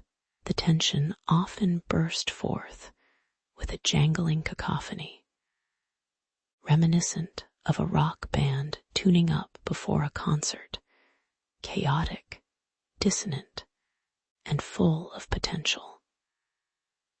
What would happen if their families, gripped by stubborn pride and bitter history, discovered the depth of their connection? They could plunge into open warfare, turning the peaceful fields into a battlefield, littered with the shattered hopes of the unsuspecting. And for what? A love that glittered like gold, but felt more like a mirage in the desert, promising life, yet leading only to heartache. During those twilight rendezvous, held under the watchful gaze of the stars, romance soared, while reality loomed like a shadow. Elara and Cedric often bantered like joyful sprites, blissfully unaware of the tempest gathering on their horizon. "What's a little familial treachery between lovers?" Sir Cedric quipped, humor glimmering in his tone. But in the back of their minds lurked the hushed whispers of their ancestors, echoing through icy corridors. Betrayal, vengeance, and ancestral loathing lingered like the scent of burnt offerings. The willow listened, swaying gently, possibly shaking its leafy head in disapproval, as they plodded under its boughs, their giggles surely waking the spirits of those who once feuded harder than a reality show after party. In the shadowy alcoves of Eldoria's grand palace, where chandeliers sparkled like distant stars, Elara and Cedric's clandestine meetings thrummed with a bittersweet intensity. Their laughter danced through the dusty air, mingling with the pungent aroma of aged wood and candle wax, creating an intoxicating cocktail of youthful rebellion. Each glance exchanged was like fuel to a wildfire, igniting hearts in a mansion where true emotions were as rare as blue moons. Outside, whispers slithered through the walls, curling like smoke from a fading fire, hinting at the lover's secret, and anxiety crawled like spiders over Elara's spine as she wondered how long they could keep the facade going. Yet within this tumult was Lady Thalia, a hawk disguised in a silk gown, her eyes sharp and calculating. She prowled through the opulent halls with the grace of a cat, listening in on idle chatter, for gossip was the true currency of the court, more potent than gold or jewels. When she uncovered Elara and Cedric's forbidden trysts, her mind spun with possibilities, each one more tantalizing than the last. After all, a scandal could quickly reshape allegiances, and Lady Thalia was itching to trade her skirts for a throne, eager to turn love into leverage like a game of chess between troubled royals. As the upcoming banquet loomed closer, the air thickened with the smell of roasted meats and the sweet tang of spiced wines, a feast ready to mask the bitter taste of betrayal. Elara's stomach churned. This was no ordinary gathering, but rather a breeding ground for secrets and sulking glances, where smiles hid daggers beneath their polished surfaces.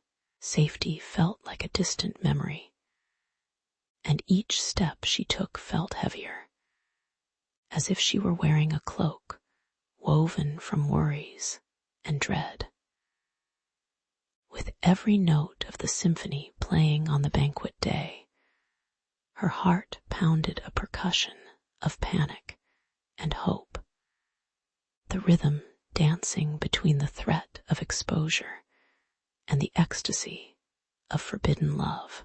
Lady Thalia's plans were as dark as the ink staining the parchment she scribbled upon, her heart beating with a wicked thrill. As she plotted, she savored her cleverness like a fine wine, lurking in the sidelines while imagining the look on Alara's face when her secrets were paraded like peacocks.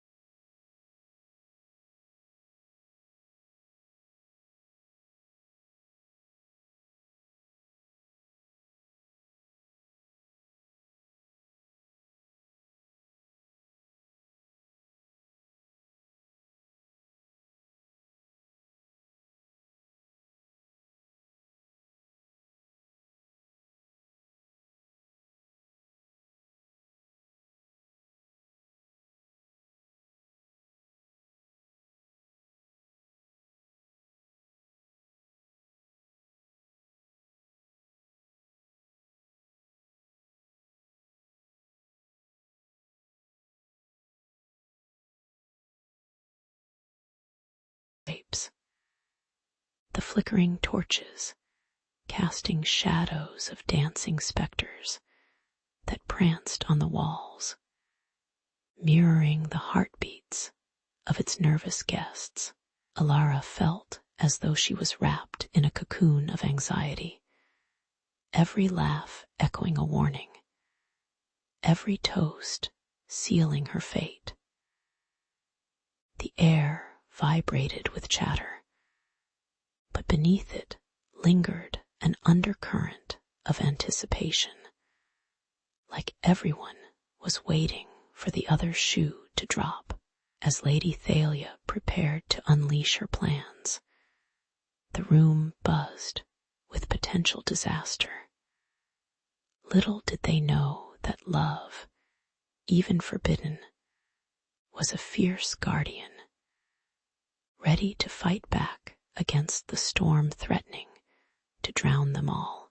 The grand banquet hall shimmered like a treasure chest, alive with laughter, and the clinking of goblets filled to the brim with mead. Yet, beneath the golden chandeliers and feasting nobles, a thick fog of treachery curled around Lady Thalia, the venomous snakes of gossip coiling around her heart. As she made her way across the polished marble floor, the scent of roasted boar clashing with her intent.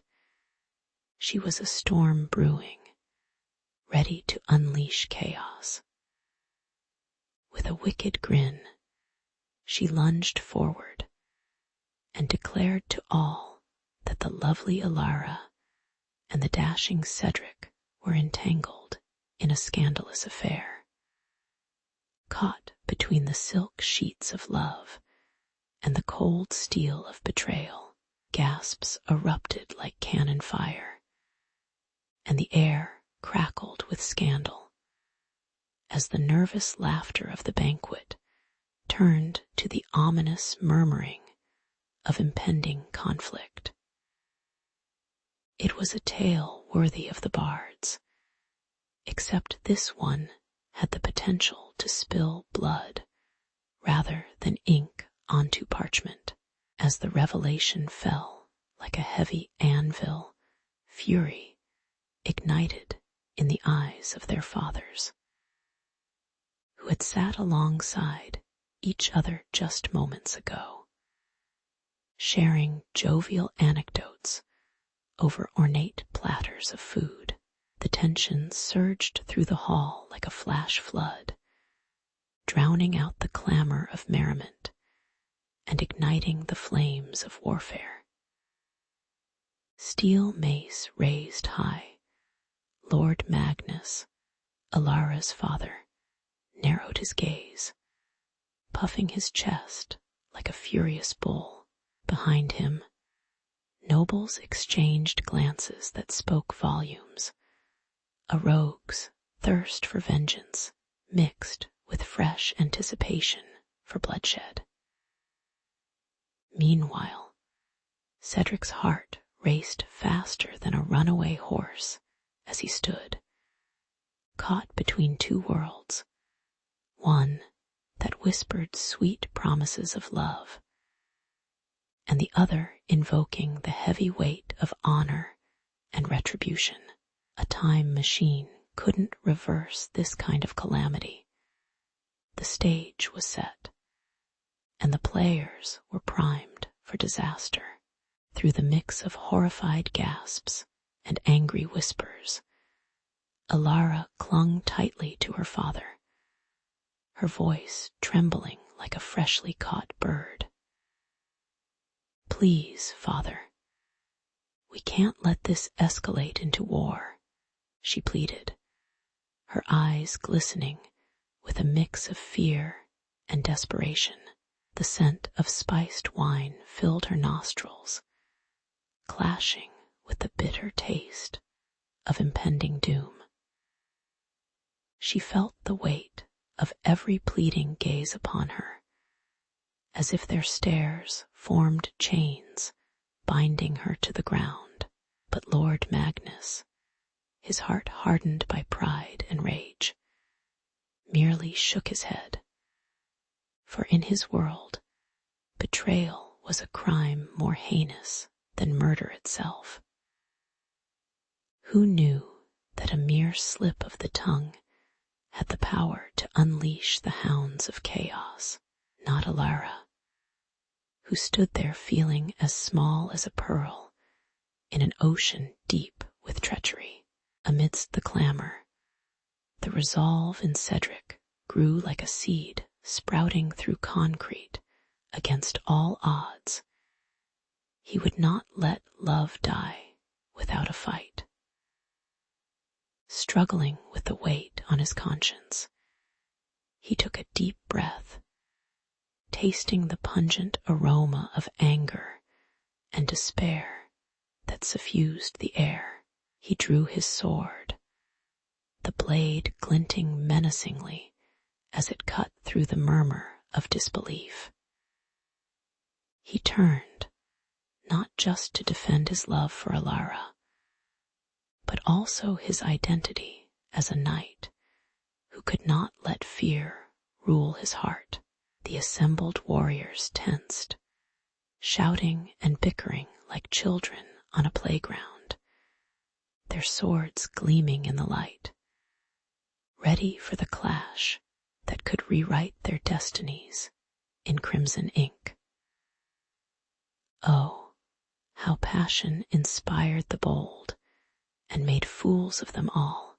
As the ruckus intensified, it seemed history itself held its breath, watching this tumultuous play unfold. Swords were drawn as each house prepared to rush into battle to avenge the affront against both honor and dignity. It was no mere squabble over spilled wine, but a full-fledged maelstrom of veracity and love. The air buzzed with electricity as tempers flared high like the banners that now draped the battleground, painted with the colors of family pride. A laughable irony hung over poor Alara and Cedric, two lovers caught in a Shakespearean mess of chaos, where the lines between right and wrong blurred like an artist's brush on canvas. In a world that thrived on scandal and retribution, they now stood at the precipice, ready to leap into the unforgiving abyss of history, where whispers of the past would forever shape the future. The sun hung low in the sky, casting a crimson hue over the battlefield, where the air buzzed with the sounds of clashing metal and the shouts of men driven by ancient rivalries. On one side, the fierce knights of House Cedric, their armor gleaming like a field of stars, charged forward with bloodlust in their eyes. On the other, the resolute warriors of House Alara, their banners flapping like the wings of angry crows, braced for the inevitable clash. The ground trembled with the weight of history, and the scent of sweat mingled with the metallic tang of hope and despair, all entwined in a dance of chaos. It looked like a scene from an epic film, minus the shiny CGI, and with a lot more mud and yelling amidst the din of conflict, with swords raised and hearts pounding like war drums. A ray of unexpected light pierced through the gloom. Elara, fierce and determined, stormed onto the battlefield, her silhouette framed against the chaos, like a beacon of hope rising from the ashes. "Stop this madness," she cried, her voice ringing clear and unwavering, bringing an unlikely stillness to the raging storm. Her eyes, filled with a potent mix of desperation and passion, swept across the faces of hardened soldiers, and for a fleeting moment, swords paused mid-swing, as if the world had collectively taken a breath. There she stood, a reluctant heroine, ready to fight with words instead of weapons, reminding all present that love, the ultimate weapon, can strike harder than iron and shatter the strongest of enmities. With a voice that rose like a phoenix from the ashes of conflict, Elara's heartfelt plea echoed across the battleground. "Love is the fire that can melt even the coldest of hearts," she proclaimed, her bravery igniting a flicker of hope within the gray faces of warriors ensconced in loyalty to bloodlines and feuds. They dared to feel the warmth of a different future, one where hatred didn't weave its bitter threads through their lives like a well-worn tapestry of revenge. It was like those old black and white movies where a piano plays desperately as romance blossoms amid chaos, minus the popcorn, of course. And as she spoke, the scent of earth turned damp from the recent rains mingled with the bittersweet aroma of possibility, a concoction that even seasoned fighters found hard to resist.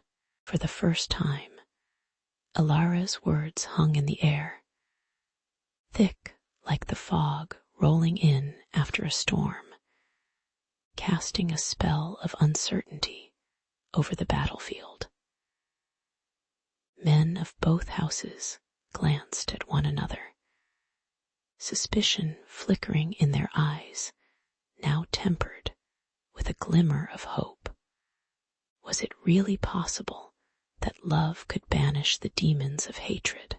The clash of swords and shields was replaced by a tension so palpable that one could almost hear the collective heartbeat of the warriors. A series of hesitant thuds that sounded more like a ballad than a battle song. Cedric, caught in this unexpected pause, felt uncharacteristically vulnerable. His heart caught in a wrestling match between duty and desire, his blood and bone at war, with whispers of an uncharted destiny. It was the ironic twist of fate that no one could have scripted, where love, in all its messy glory, stood poised to rewrite their roles in this age-old tragedy. As the minutes stretched like taffy over an open flame, the battlefield transformed from a theater of war to one of reckoning. The noble lords and their battered knights, frozen in their poses of aggression, looked to Alara as if she were a mythological figure, perhaps a modern-day Wonder Woman, too brave for her own good, and yet undeniably mesmerizing. With her every plea for peace, the distance between loyalty and love seemed to shrink, as if each soldier was teetering on the brink of discovering a new truth that had eluded their forebears for centuries. A gentle breeze brushed against their skin, carrying the faint scent of blooming wildflowers, and sweetness juxtaposed against the harshness of battle, as if the earth itself was encouraging this unlikely truce. In that moment, the fog of war began to lift, and the warmth of a new dawn shone over the battered land, revealing not just soldiers, but humans yearning for something greater than the legacy of bloodshed. As the final echoes of battle faded into the mist, a palpable weariness blanketed the land of Eldoria. The once vibrant colors of its fields dulled, mirroring the hearts of those who remained. But amid this somber desolation, the sun began to peek through the thick clouds, as if nudging the citizens toward hope. Alara and Cedric, warriors in their own right, stood together like two stars brighter than the rest, in love, but also in purpose, their hearts, entwined by a forbidden affair, now pulsed with the determination to mend what had been broken. Like seamstresses stitching together the very fabric of their war-torn kingdom. With every step they took, new alliances formed like sparks, igniting a campfire on a chilly night. Alara swept through the halls of power, her presence demanding attention, while Cedric's laughter echoed like the sweetest melody, coaxing reluctant nobles to join the new alliance. Together, they blended the strengths of both houses, their laughter mingling with the sound of clinking goblets filled with the finest wines. From the corners of the grand banquet hall, warriors whispered tales of the lovers who had defied destiny, now standing as bastions of unity. It wasn't long before it became clear. This wasn't just a political maneuver. It was a heartfelt movement, scented with the heady perfume of possibility. The day of the great concordance finally arrived, a festival trumpeting the dawn of their alliance. Streets overflowed with joyous citizens draped in the vibrant colors of both houses, their laughter mingling with the sizzling aroma of roasted meats wafting through the air like a siren's call. As the sun blazed overhead, Alara and Cedric perched atop a dais, dressed like monarchs, their hearts pounding not from fear, but excitement. Here's to a kingdom reborn, Cedric boomed, raising his cup as if toasting to the very fabric of fate itself, like fireworks igniting the sky. Their proclamation tore through the gloom, sparking an exhilarating belief that love, against all odds, could rewrite history. Days turned into weeks as the once muted spirit of Eldoria started to flourish. Flowers blooming in places once choked by ashes of despair. Alara and Cedric became living symbols of the unexpected strength that love could wield, blasting through barriers thicker than medieval stone walls. Communities once divided began to gather in joyful harmony, sharing stories of their shared struggles and newfound hope over warm loaves of bread. The couple ventured into every corner of their kingdom, their infectious laughter like a popular sitcom's catchphrase. Just when you thought it couldn't get better, they came back with more. In those fleeting moments, it became clear. Their forbidden affair had breathed life into a long-forgotten narrative of resilience and unity. As the seasons shifted, so too did the tale of Alara and Cedric evolve from a mere scandal into a ballad sung in taverns across the realm. What had once drawn ire and disapproval now fueled songs of glory, echoing through every corner of Eldoria. Their love story became less of a cautionary tale and more an anthem, a reminder that sometimes the paths that twist and turn into the shadows of the past are the very ones that lead to the light of a new dawn. Eldoria blossomed as a true tapestry of love and reconciliation, richer than the finest silks, threaded with history and hope. And as their names danced on the lips of bards and storytellers alike, it was evident love was not just a feeling. It was, indeed, the force that shapes destiny. In the heart of Eldergrove, where cobblestone paths wound like the twists of a well-loved fairy tale, colors swirled vibrantly under the warm embrace of the morning sun. Emma, an artist with paint-splattered hands and dreams as big as a summer sky, perused the market stalls, her nose filled with the aromas of fresh bread and blooming wildflowers. She laughed as she dipped her fingers into a basket of ripe tomatoes, savoring the delightful squish of their ruby skin.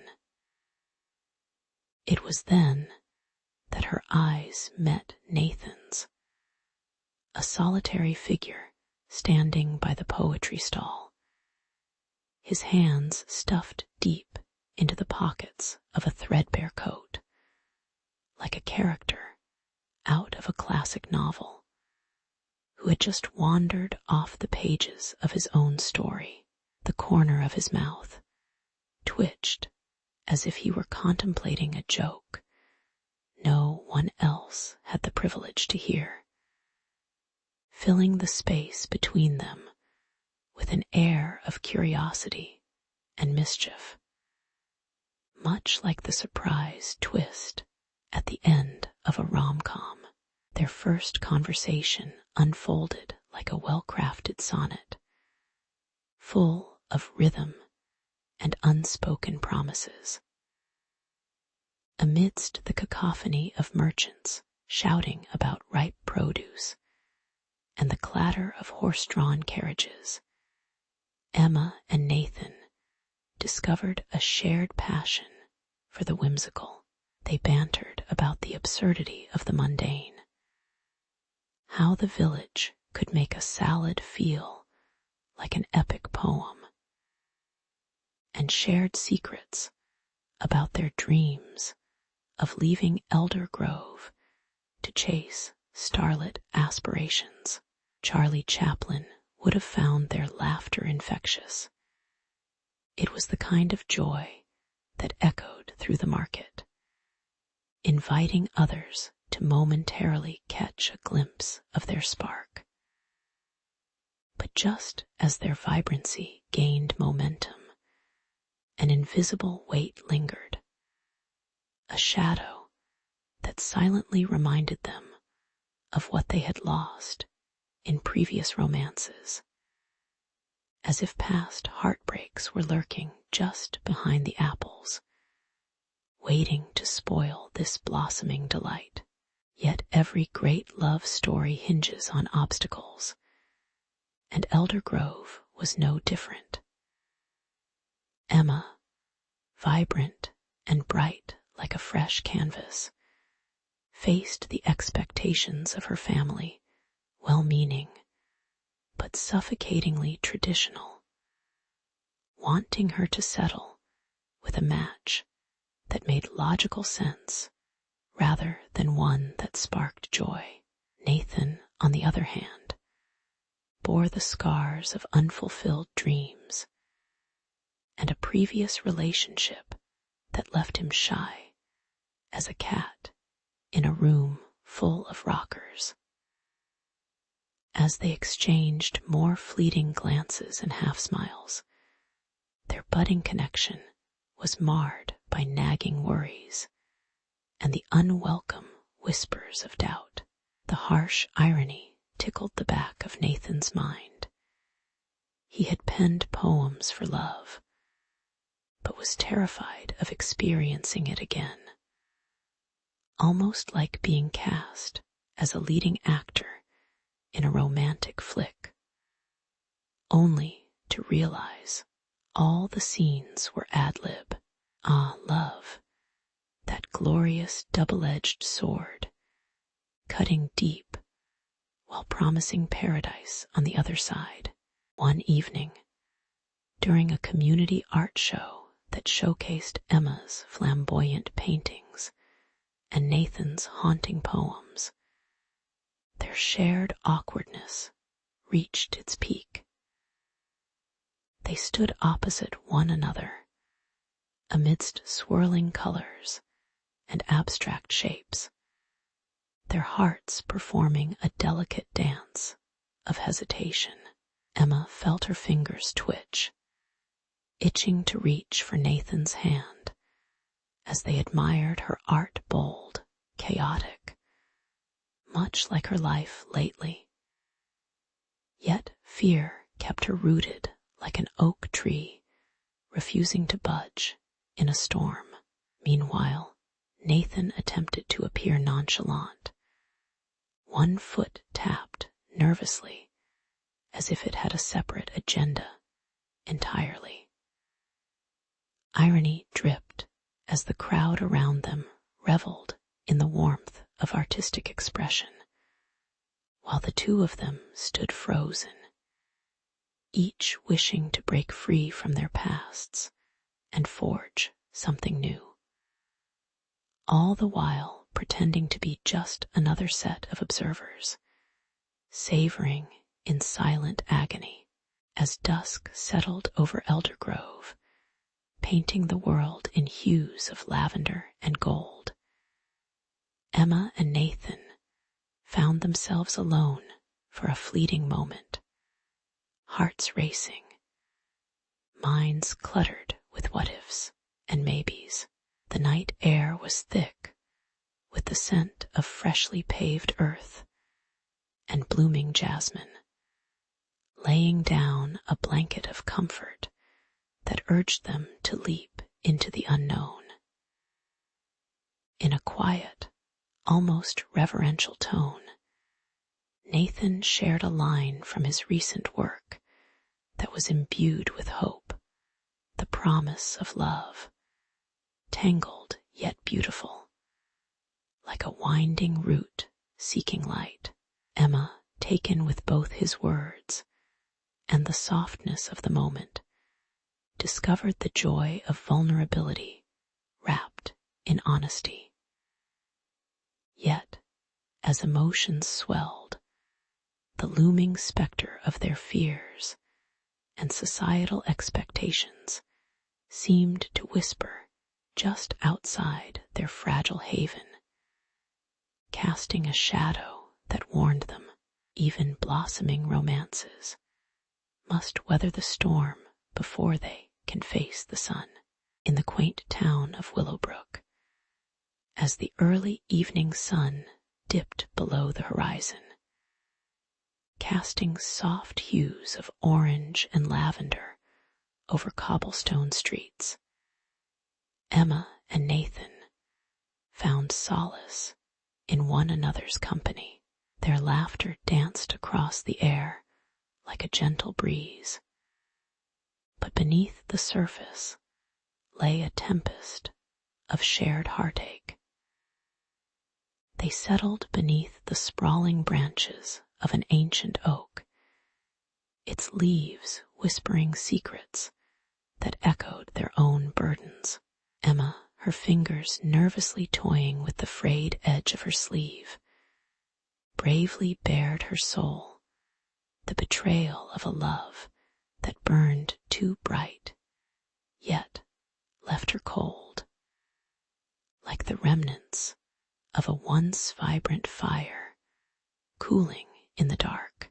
Nathan, lifting his gaze from the ground, revealed his own scars, the insecurities of a man torn between the love he felt and the fear that haunted him, creating a palpable tension that sparkled in the twilight air like fireflies caught in a jar. Yet unbeknownst to them, trouble lurked just around the corner like a cat ready to pounce. Emma's former suitor, a merchant named Ronan, with a wallet as deep as his delusions, had returned to Willowbrook with a swagger that could almost rival a peacock's strut. He announced his intentions of reigniting the flame he once believed he had monopolized.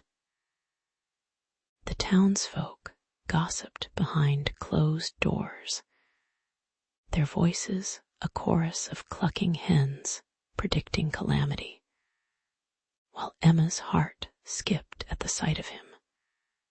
Caught between nostalgia and dread, she could smell the leather of his boots approaching rich, polished, yet tainted by years of possessiveness, and she felt a shiver run down her spine as the storm clouds of her past loomed ominously overhead as Ronan wove his way back into her life.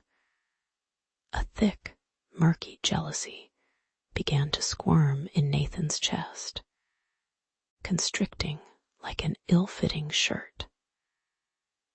Every laugh shared between Emma and Ronan felt like a knife twisting in Nathan's gut, each smirk a shy reminder of his own insecurities. With every glance he caught of them together, he wished he could dismiss Ronan as a mere puppet on a string. Yet the merchant's determination proved relentless. The air turned electric with anxiety as Nathan's fists clenched and unclenched, a physical echo of his angst. What is it about heartbreakers that makes us want to slap their faces while simultaneously grabbing a slice of pizza with them? He quipped to Emma one evening, laughter breaking through his tension, hoping she'd see the jest beneath the sarcasm and recognize the turmoil brewing within him. Emma, absorbing his joke with a bittersweet smile, felt the weight of two worlds colliding. She cherished Nathan's friendship as a shelter against the storms of her past, yet felt drawn by the relentless relentless tides of Ronan's charm. A glossy veneer hiding the jagged edges of obsession. The poetic irony was palpable. The very suitor who once promised her the stars now seemed to cast a shadow over her budding bond with Nathan. Torn between her feelings for both men, she found herself wandering through a maze where every turn led to another heart-wrenching decision. It was a dramatic love triangle worthy of the finest Shakespearean play. Yet Emma longed for a resolution where no one ended up dramatically drowned in a pool of misplaced passion. As the days turned into charged encounters, Nathan wrestled with the idea of confessing his deeper feelings for Emma, a longing that swelled within him like an overripe fruit ready to burst. A night arrived cloaked in mist and mystery, when fate, she is a mischievous lady, whispered promises of confrontation. Armed with a shaky resolve and memories of their shared laughter, Nathan stood at the edge of an emotional cliff, ready to leap into the unknown. If only he could tether his heart to hers, without the burdens of jealous storms hovering ominously above them. But with every heartbeat, he knew that the secrets of their hearts held the power to either bind them together or tear them apart. As they navigated the treacherous waters of love, longing, and the shadows of the past, as the sun dipped below the horizon, casting a warm, golden glow over the cobblestone streets, Emma found herself tangled in the threads of her own heartstrings. The air was thick with scent of drenched earth and blossoming lilacs, a bittersweet reminder of the romance that had once painted her world in vivid hues. In the flickering shadows of her dimly lit room, she stumbled upon Nathan's secret, his words, delicately etched in ink on crumpled parchment, danced like whispers of the past. Each poem he had penned unveiled layers of longing and affection, like the peeling back of an onion, revealing the tender core beneath. Oh, if only her heart were as steadfast as her affinity for snacking during binge-watching sessions of old sitcoms. Perhaps she could choose more easily between the love she felt and the loyalty she owed. But lo, the romantic clouds swiftly gathered, and thunder rumbled ominously as the merchant, a charming yet conniving devil in a waistcoat, sharpened his skills not for trade, but for manipulation. He maneuvered into her thoughts like a vulture, circling a wounded rabbit, whispering promises of safety and security that glinted like fool's gold. "Emma, dear," he crooned, his voice oozing like cheap cologne on a hot afternoon. "Who is this poet but a ship lost at sea, far from the shores of reality?" Each word dripped with the heavy scent of deceit, filling the air with an acrid taste that settled at the back of her throat, making her question whether the ocean of feelings she shared with Nathan was worth the storm brewing in her heart. Emma's mind, a battle-scarred arena, felt the ebb and flow of conflicting tides, love and loyalty clashing like gladiators in a coliseum. She could hear her own heartbeat, a frantic tempo, as she weighed the merchant's polished words against the raw, vulnerable emotions stirred by Nathan's tender poems. The glow of candlelight flickered like her wavering resolve, as each flicker reminded her of the warmth she felt when Nathan pulled her close, their laughter mingling like music in the air. Would she surrender to the siren call of financial security, or plunge into the depths of a love that made her feel more alive than a box of chocolates on Valentine's Day? With emotions ricocheting wildly in her heart, she felt as conflicted as a cat faced with a bathtub, intrigued yet terrified. And she knew she had to decide soon. Then, on a whim that only the most daring hearts ever possess, Emma chose to confront this charming scoundrel head-on in their next encounter. The merchant, with his polished boots and persuasive smile, lounged against his market stall, a lion waiting for a weary traveler. She summoned her courage like a poorly crafted superhero, ready to fight for her heart, brandishing Nathan's poems like a shield. "You think loyalty is merely a transaction?" she challenged, her voice shaking but filled with fire.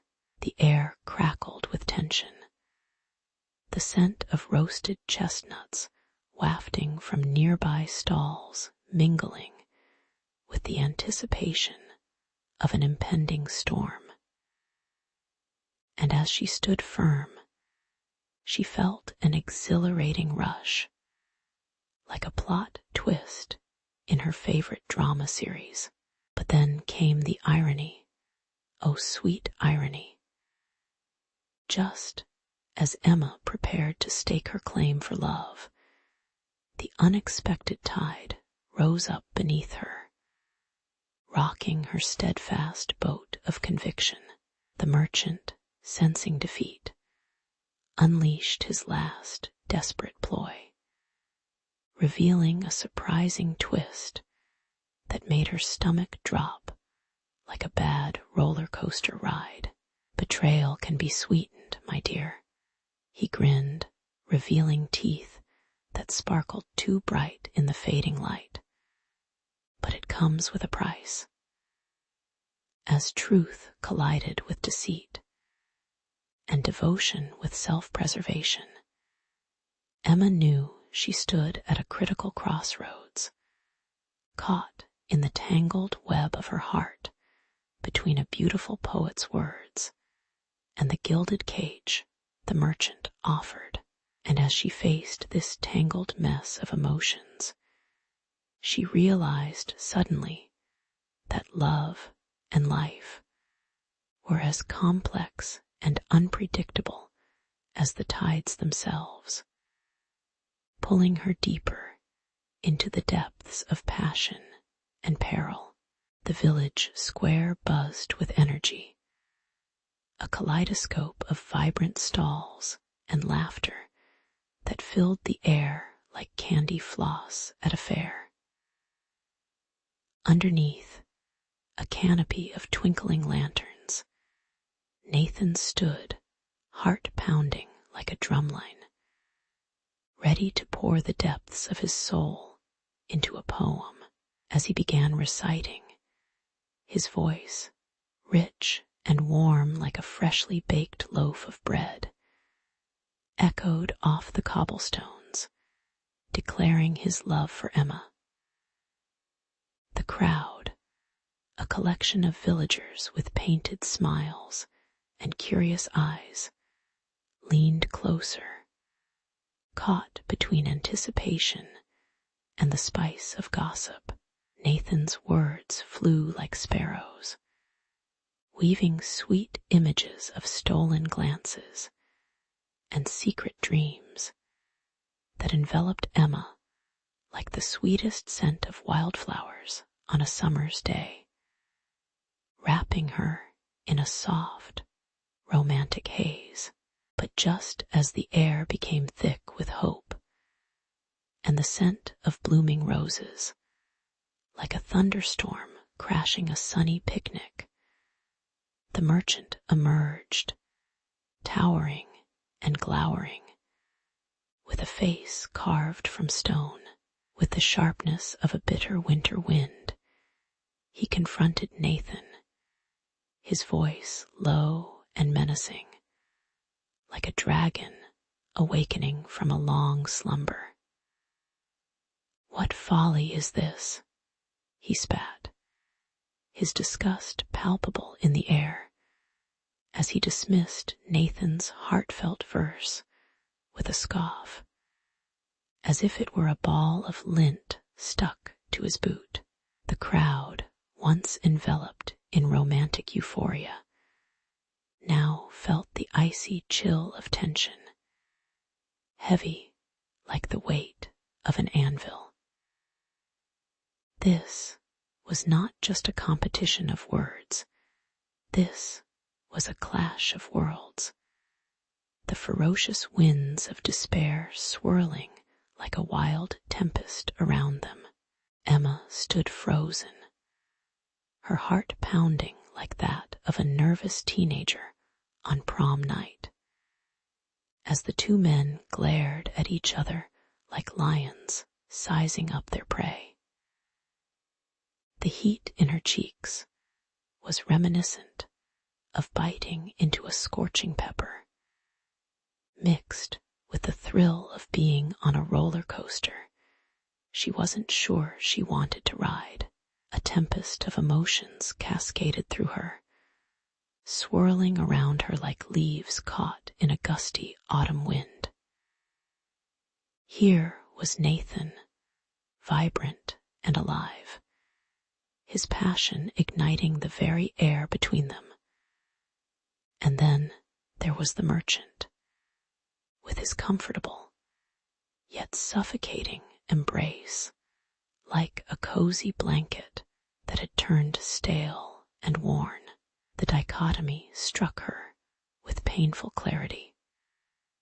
Familiarity versus the wild joy of the unknown.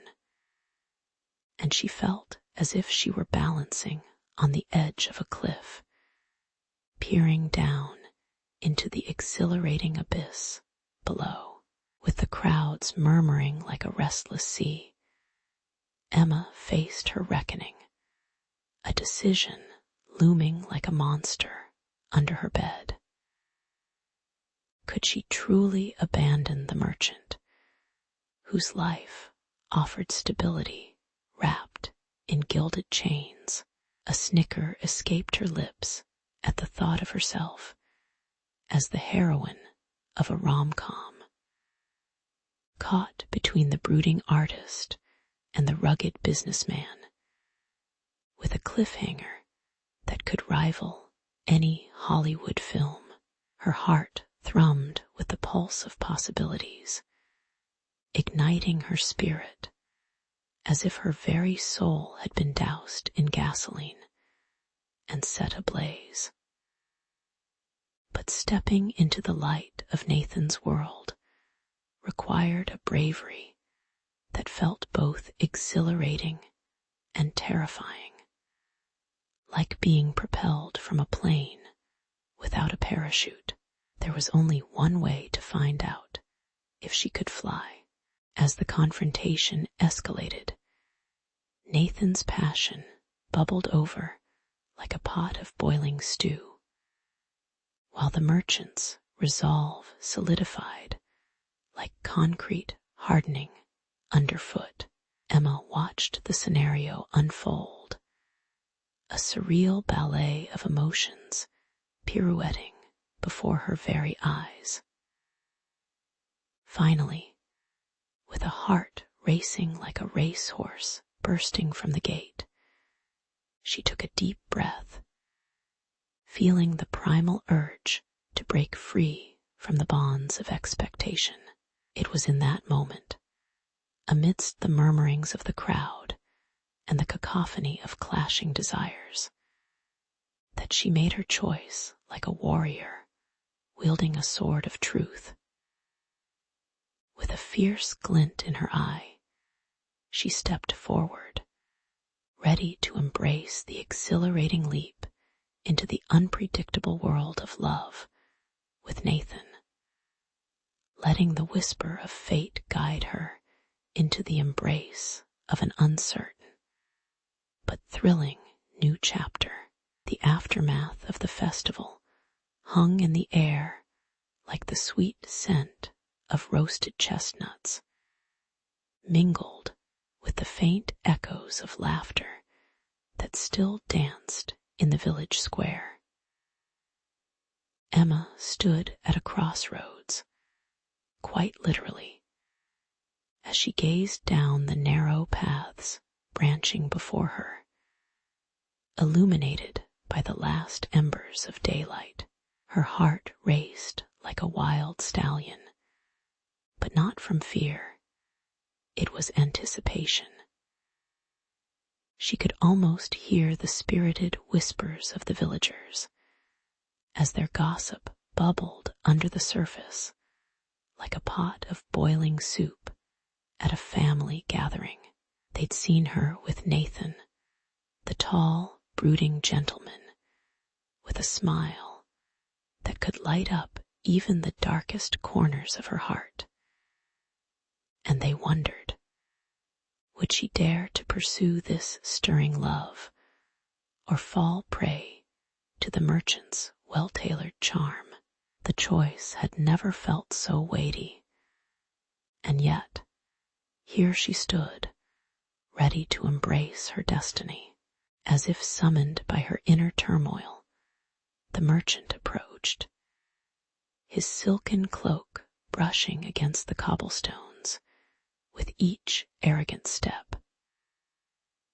"Come now, my dear Emma," he offered, his voice as oily as the fish left behind after a long day's market. "Why settle for a rambler like Nathan?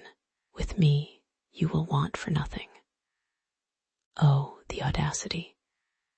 She could almost taste the bitterness of his words, sharp as day-old bread. In that moment, Emma felt a surge of rebellious energy, like when you finally douse a bad habit with ice-cold water. She squared her shoulders, preparing to peel away from his prying grasp, knowing full well that the legacy she wanted to carve was not with a fortune, but with a love that felt electric. As if every time Nathan looked at her, the world blurred and zoomed in on that tiny, perfect moment. With her heart thundering like a battle drum, Emma tore herself away from the merchant's grasp, feeling the weight of his disbelief wash over her like a cool breeze brushing against her skin. She could hear the villagers gasping, their reactions a delightful mixture of shock and approval, like the taste of freshly baked bread followed by a hint of jam. She walked, no, she practically danced towards Nathan, her heart rousing with every step, like a steady drumbeat, encouraging her to follow that yearning of the heart. And when she reached him, the world fell silent. The vibrant colors of the festival faded into the background as his gentle gaze enveloped her with warmth, igniting a fire within that even the fiercest storm could not extinguish. Here, At this crossroads, she felt not just a choice, but a burning imperative to embrace the kind of love that others only dream of in the pages of their favorite stories. Together, Emma and Nathan carved their path through life, hand in hand, allowing the whispers of the villagers to turn into songs of admiration. They danced around the mundane moments, like spinning in the fields beneath a blazing sun, or curling up together as they watched the stars twinkle above their little cottage. Under the vast canvas of the night sky, they created memories that would etch themselves into the very fabric of their village's history, teaching the villagers that love could conquer even the most insurmountable challenges. And oh, how they laughed, like two mischievous kittens romping through a sun-dappled garden. Their love story was not just a tale of moments. It became a vibrant tapestry of resilience and joy, inspiring stories passed down like heirlooms through generations.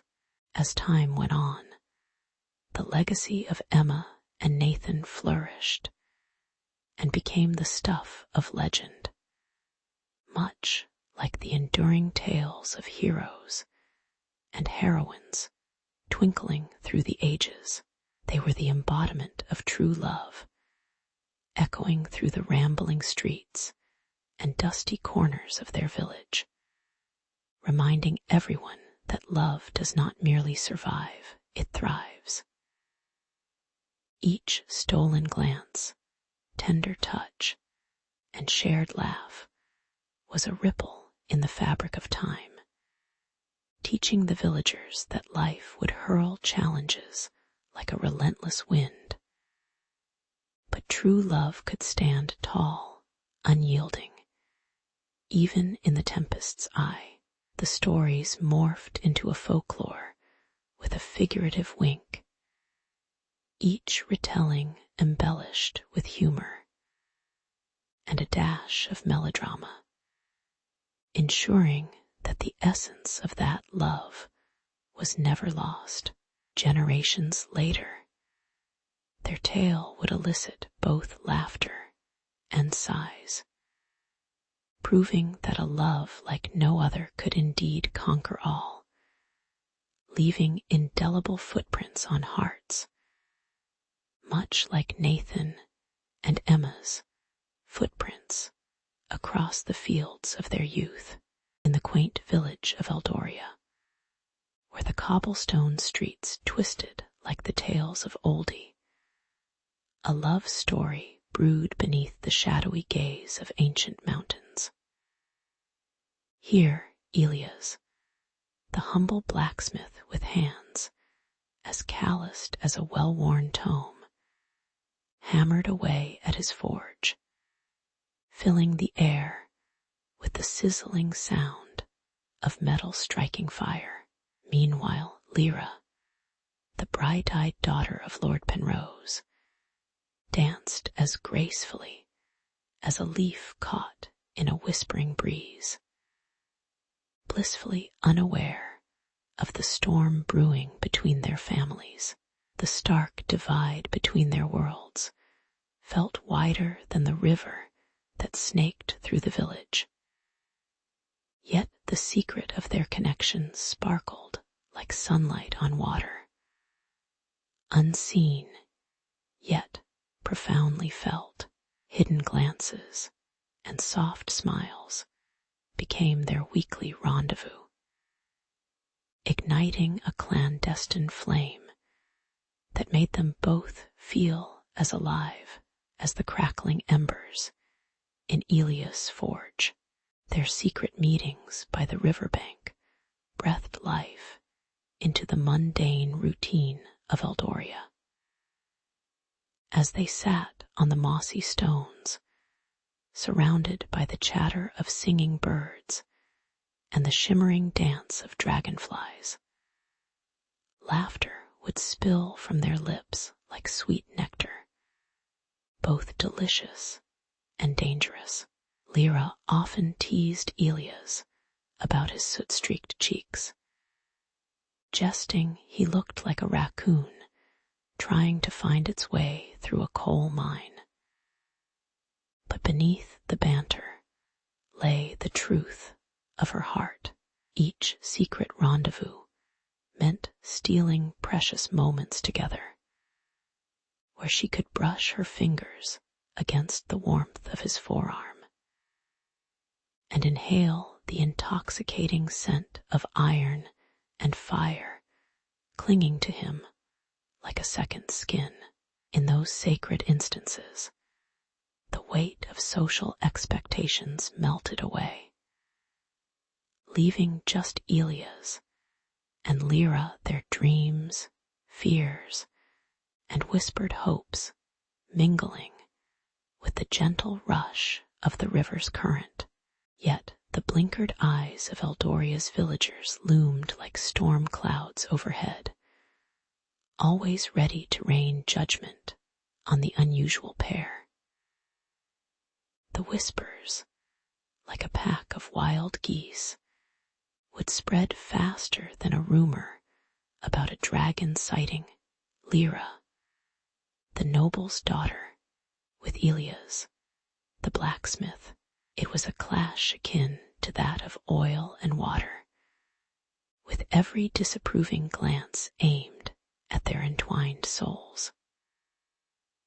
Old crones, sporting noses hooked like the beaks of crows, would cluck their tongues, weaving tales of doom, reminiscent of those dire warnings from long-forgotten fairy tales.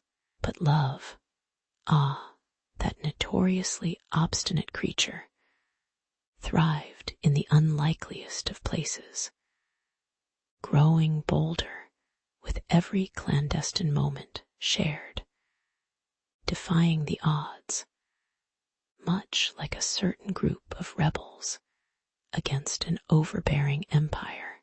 As the sun dipped below the horizon, painting the world in hues of crimson and gold, the air thick with anticipation and the sweet scent of wildflowers, Lyra and Elias could not help but feel the weight of the secrets they bore, with hearts beating like the relentless rhythm of a blacksmith's hammer.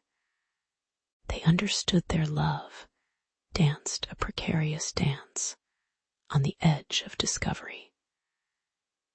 In a world where privilege wielded power sharper than any blade Elias forged, being together felt like scaling a waterfall without a safety net. The stakes felt as high as the tallest mountain peaks surrounding them, both thrilling and terrifying. Yet every moment spent together etched memories into their hearts, as if they were indeed written in the stars, far more permanent and beautiful than the disapproving stares of nobles and townsfolk alike.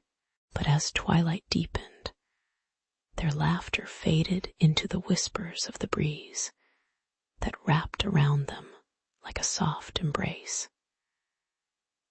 Elias often wondered if their love would endure the challenges ahead, much like the metal that bent but did not break under a skilled hand.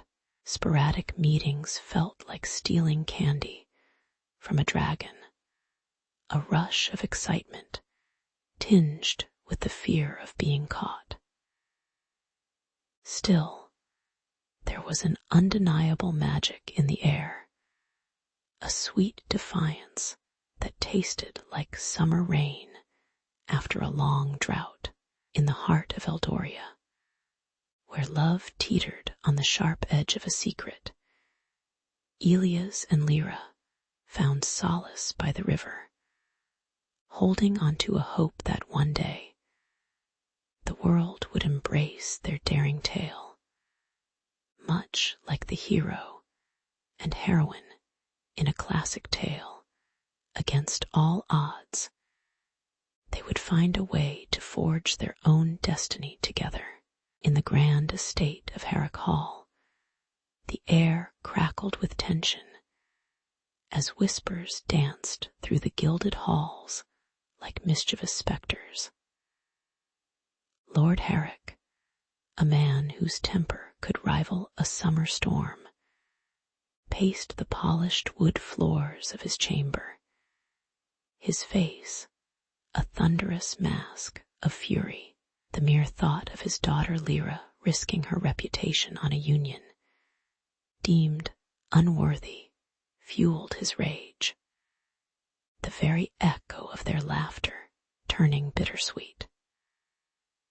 Outside, the world was awash in hues of amber and crimson as the setting sun crept toward the horizon, casting shadows that could almost swallow whole the secrets brewed within those walls.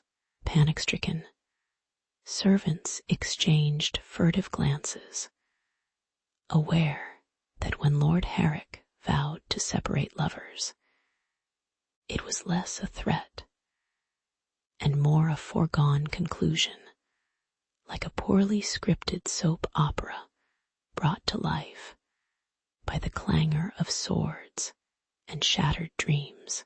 Across the chasm of Herrick Hall's opulence, Elias found himself grappling with an inner tempest of his own. The handsome young blacksmith, with muscles tempered by years of labor, now felt as fragile as a freshly forged blade under the hammer. Each clanging beat of the forge felt riddled with inescapable pressures. The echoes mimicked the rhythmic thumping of his heart, stating the obvious. Time was not on his side. The scent of burning coal mixed with the sweet tang of sweat, evoking a sense of desperation that hung heavy in the air, gnawing at him. The thought of fleeing to save their love, like a pair of misguided, star-crossed fugitives, crossed his mind. Yet the notion tasted like bitter ash, far from the blissful sweetness he yearned for. Meanwhile, Lyra stood at the precipice of despair, her father's impending choice of suitor looming as large as the oak door sealed shut with disappointment. The lavish ballroom glittered around her like a gilded cage, the sounds of laughter and clinking goblets muffling her cries. A cruel irony that her heart was a prisoner in a palace built on stone and secrets. Each day, her father paraded eligible bachelors in front of her like farm animals at market. And just beneath her skin, she felt the heat of indignation rise, the aroma of lavender wafted from the bouquet at her side. A cruel reminder of what love smelled like, mixed with the sharp tang of impending loss. Here comes another one, she thought, rolling her eyes as if anticipating a spectacle more tiresome than the quirks of a reality TV star. That is, if she'd ever cared for such triviality. That evening, under the cloak of twilight, Elias and Lyra managed to steal a moment in the garden, the moon bathing them in a silvery glow, thick with unspoken words, with every brush of their fingers. Each fleeting touch felt electric, a reminder of what was slipping away from them faster than sand through their fingers. Lyra's breath caught, tasting of roses and desperation, as Elia's leaned closer, murmuring sweet nothings that sounded like the lyrics to a country song lamenting lost love. The tension was palpable, vibrating like the taut string of a lute. Their world was a tapestry of stolen glances, burning hearts, and the haunting melody of duty. Yet, amidst the passion and pain, fate had its own sense of irony, bustling in like an uninhibited party crasher at a royal ball. As their secret rendezvous reached a crescendo of confessions, the unmistakable sound of heavy footfalls echoed from the palace. Lord Herrick, with secrets of his own, prowled like a lion, resolved to crush this youthful folly. He pushed through the garden gate, and in a voice that could shake the very heavens, declared their lives would now be ruled by choices none of them desired. Their world, once vibrant and alive with the laughter of love, now felt as gray as the ash that coated their hearts.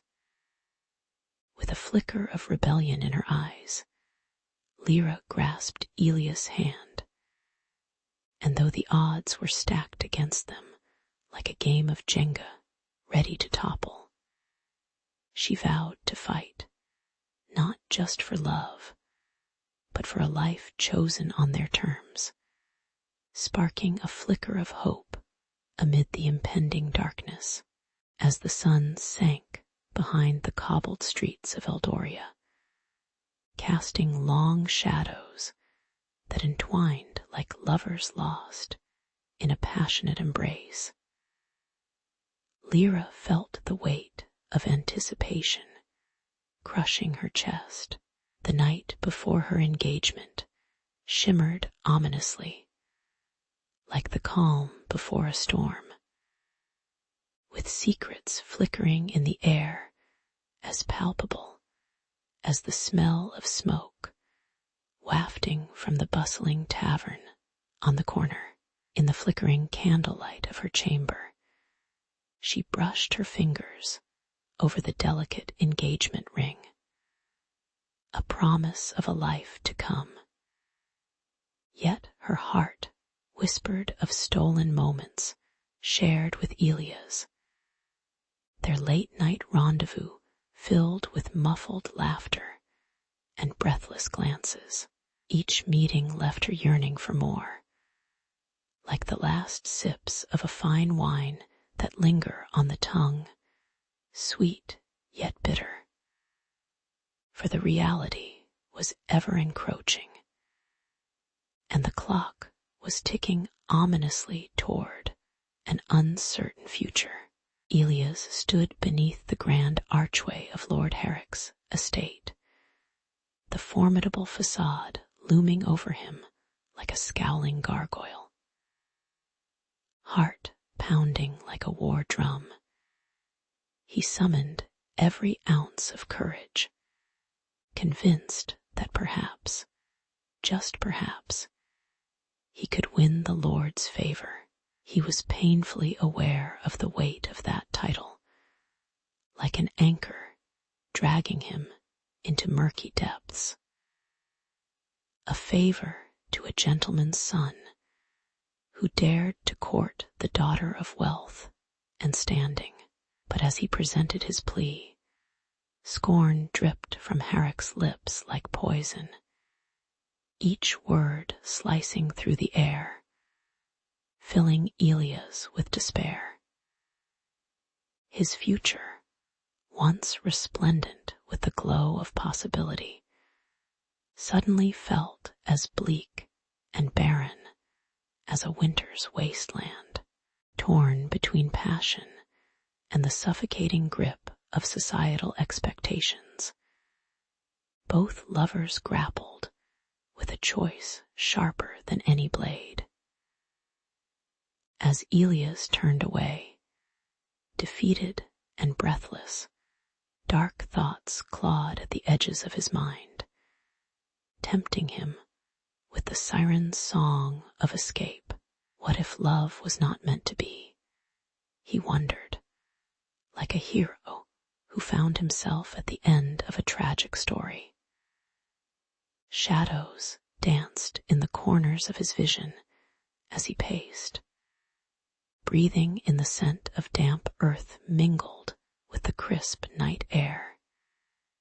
Each inhalation a reminder of the warmth Lyra brought into his life. It was one of those moments where the tide of fate crashed down, and he felt not like a man, but a flickering flame on the edge of snuffing out. Meanwhile, Lyra paced her chamber, her thoughts a tempest of longing and despair.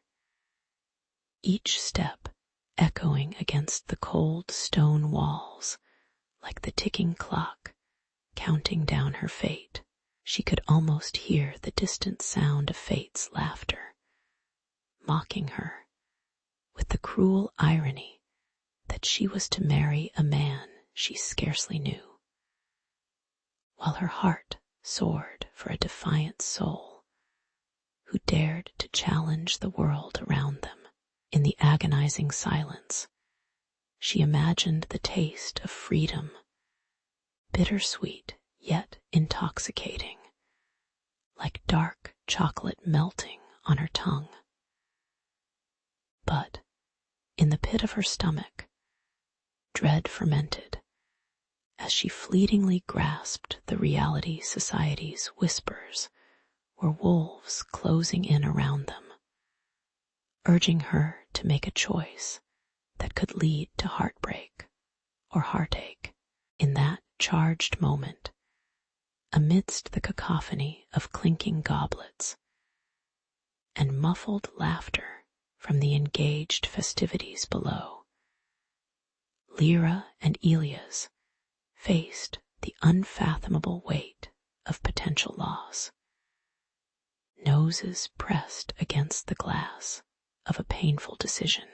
They were like two stars caught in a gravitational pull, drawn irrevocably together, yet threatened with a cataclysmic collision with their separate destinies.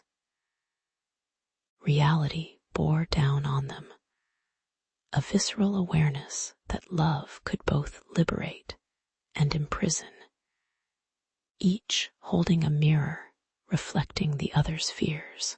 In their desperate plight, a flicker of defiance sparked within them. What if they could forge a path unimpeded by tradition? As their hands brushed across the threshold of destruction, they hesitated, hearts pounding, realizing that love, though beautiful, was often a treacherous dance on the edge of a knife. The village square was alive with the clink of goblets and the hum of cheerful chatter as herbs and spices danced through the air, tantalizing the nose like a gourmet feast on a silver platter. Lyra stood awkwardly behind her father's opulent throne, silk and satin swirling around her, their vibrant colors clashing against her racing heart. The air thickened with anticipation. Children scampered about with sticky fingers and laughter, unwittingly unaware that the day was about to pivot on a single confession. A wedding ceremony was planned, one that should have been wrapped in joy. Yet Here she was, teetering on the precipice of rebellion, supported only by the weight of her unyielding love for Elias, despite the fanciful decorations and the sweet scent of wildflowers. All she could focus on was the fear of crushing her father's pride, a burden heavier than any gown she wore. As the festivities hit a fever pitch, the music crescendoed, resonating through the very stones of the village square. The sound of wooden flutes soared above the gathering, a melody of unity. Yet Lyra felt like an imposter in her own story.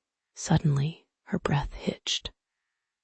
A silence spread across the crowd like a shadow at noon, every gaze turning towards her, as if expectantly awaiting some grand proclamation. With a heart that felt as if it might leap free from her chest, Lyra stepped forward, her voice trembling but resolute. A wild and fearless spark determined to break through the constraints of tradition. I cannot marry Lord Herrick's choice, for my heart belongs to Elias. The words tumbled out, heavy and exhilarating, igniting chaos like a firecracker on a muted morning. Gasps erupted, shattering the festive atmosphere into 1,000 fragile pieces.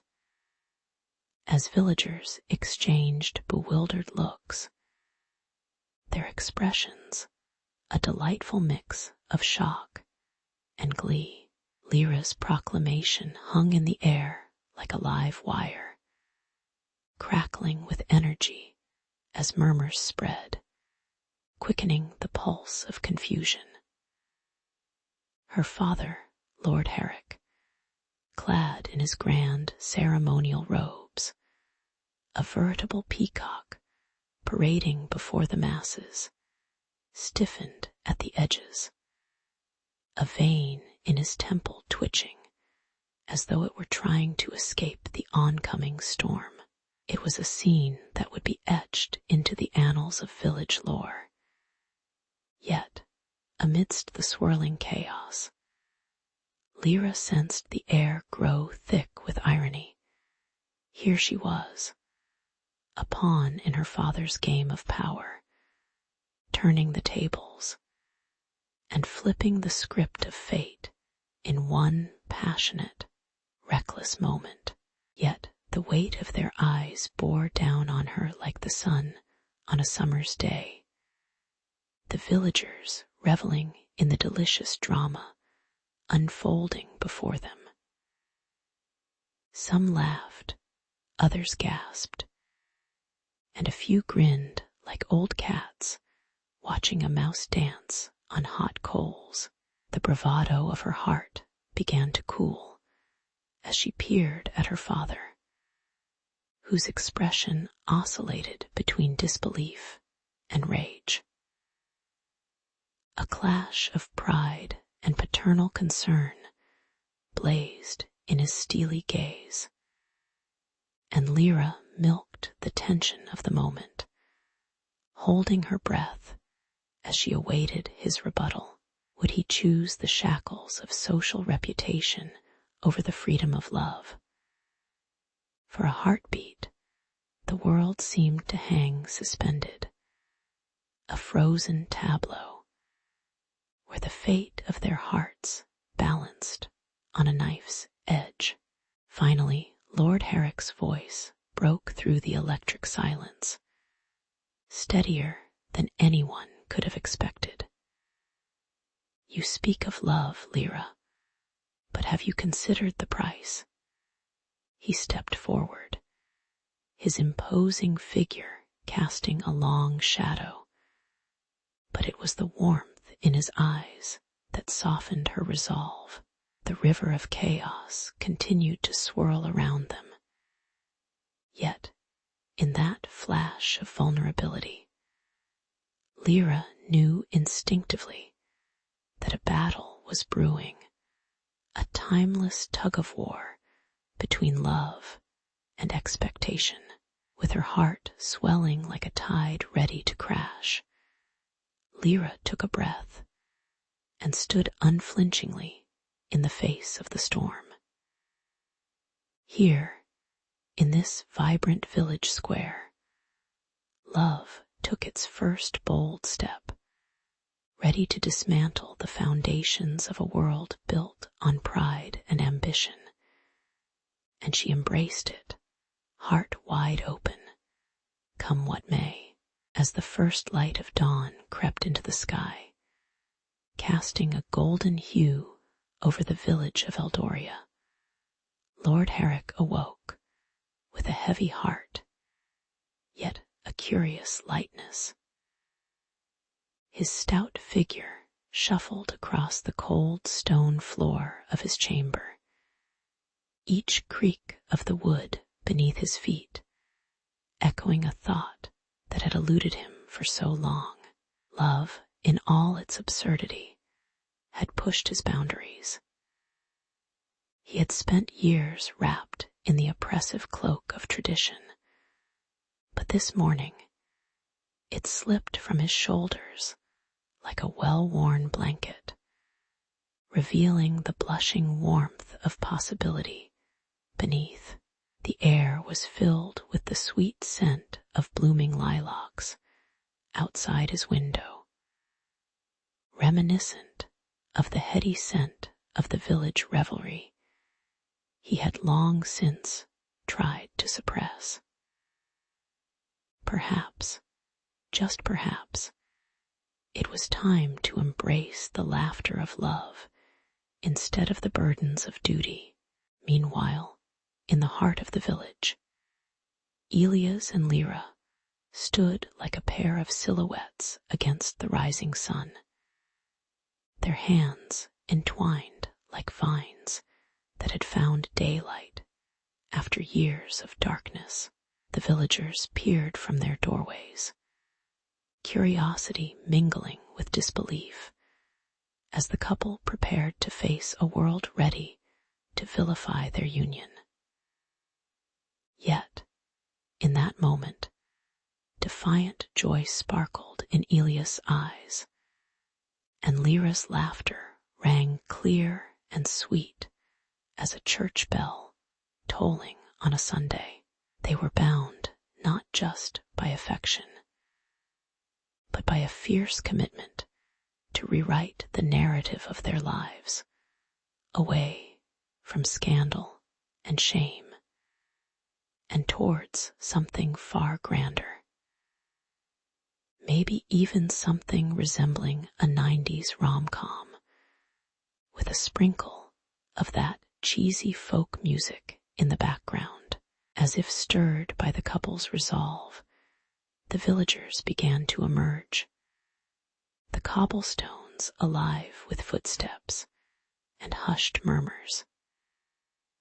It was as if a veil had been lifted overnight. Eyes that once looked away now gleamed with acceptance, warmed by the thought that love could indeed defy the tyranny of custom. Children giggled, pointing at the couple like they were actors taking their first bow, while the scent of fresh bread wafted through the streets, a welcome backdrop to the dawning change. Even old Mistress Glenda, notorious for her sharply raised eyebrows, couldn't help but chuckle as she handed out loaves to the crowd with a knowing wink. It was the kind of irony one could relish, a village once steeped in judgment, now blossoming in its embrace of love. Just as paradoxically sweet as a too-ripe apple. At the edge of the village, Lord Herrick emerged, his robust figure softened by his newfound understanding. With a slight smile cracking his weathered face, he approached his betrothed. Tradition was no longer a golden chain binding him, but rather a shackle he gladly cast off. Elias, Lyra, he called, the strength behind his voice surprising even him. It rang like the joyous clang of a blacksmith's hammer over an anvil. Today marks the dawn not just of a new day, but of a new way. His proclamation hung in the air, thick with the possibility of a future, unchained from the weight of expectation. And the very ground seemed to tremble with excitement, like a child dancing in a field of daisies, as Elias and Lyra stepped beside Lord Herrick, hands still clasped like stars, holding their position in the cosmos against the night. The village erupted into jubilant cheers. It was a raucous cacophony. Banners twirled, pie plates shattered, and laughter echoed like thunder across Eldoria. The sun climbed higher, painting the village in hues of hope and joy, illuminating the faces of those who had once scorned, but now celebrated the audacity of love.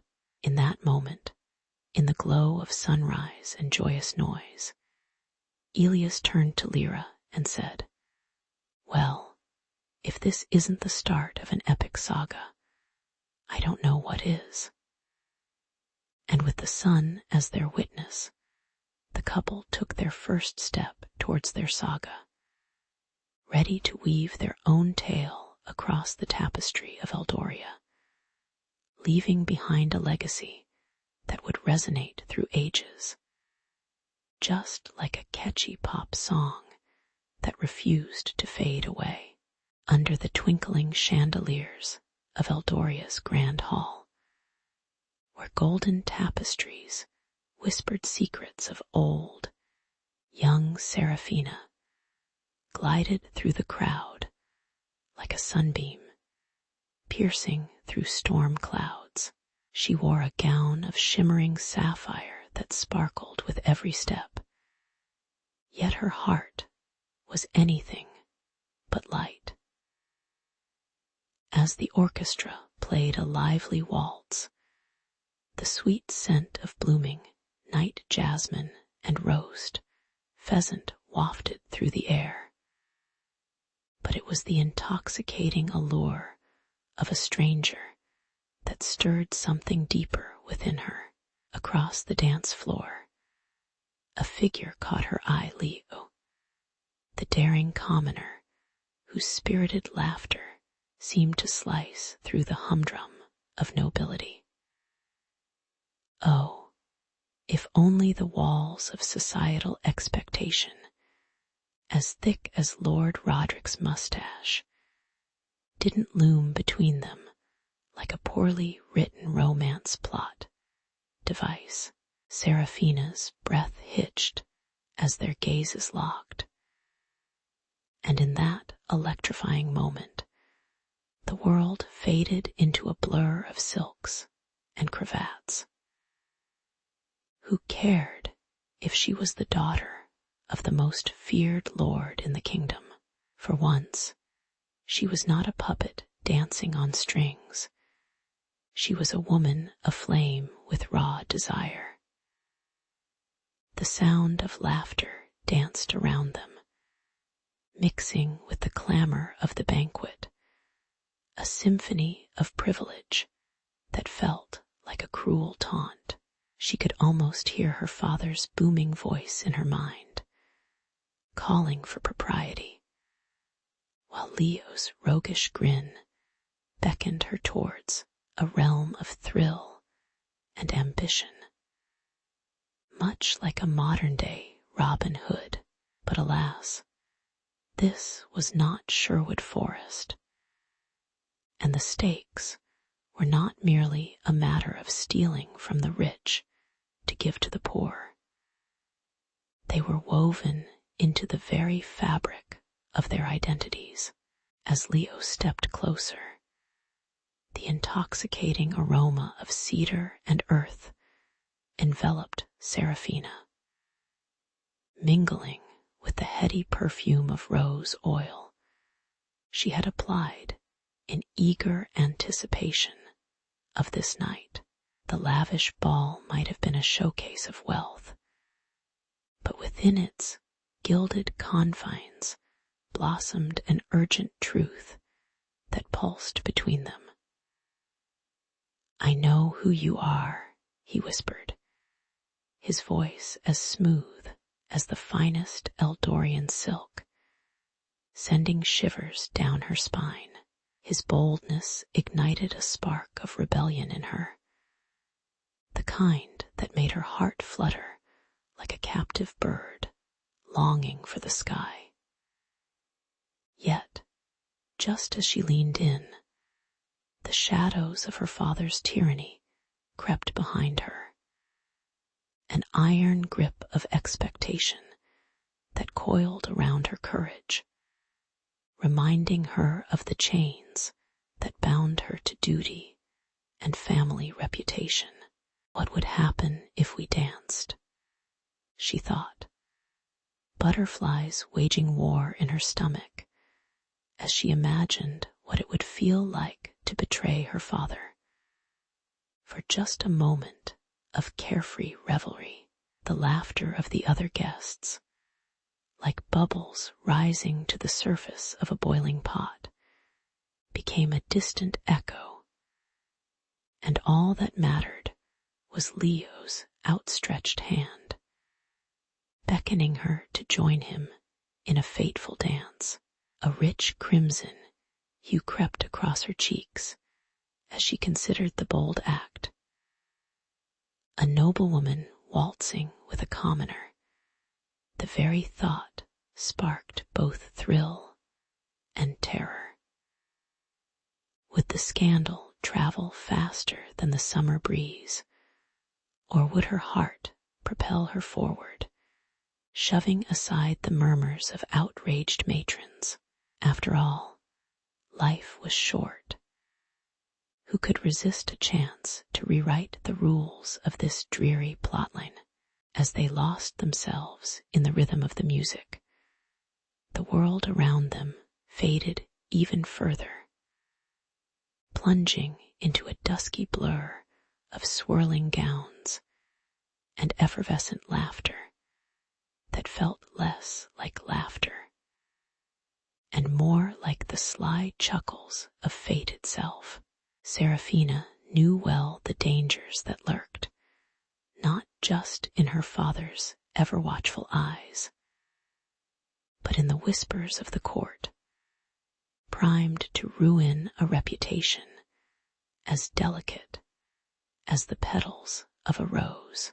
Yet in Leo's arms, she tasted freedom, and this brief interlude shimmered with the promise of adventure and rebellion. The taste of danger was fizzy, much like the champagne bubbling merrily in crystal flutes, intoxicating and giddy, a secret carved amidst the facade of elegance and power. Little did they know, this royal encounter would be the first spark in a fire that could ignite a rebellion, and perhaps a love story for the ages if they dared to dance on the edge of chaos in the moonlit gardens of Eldoria, where the scent of blooming jasmine mingles with the earthy aroma of damp soil. Leo and Seraphina danced between shadows like whispers of the night.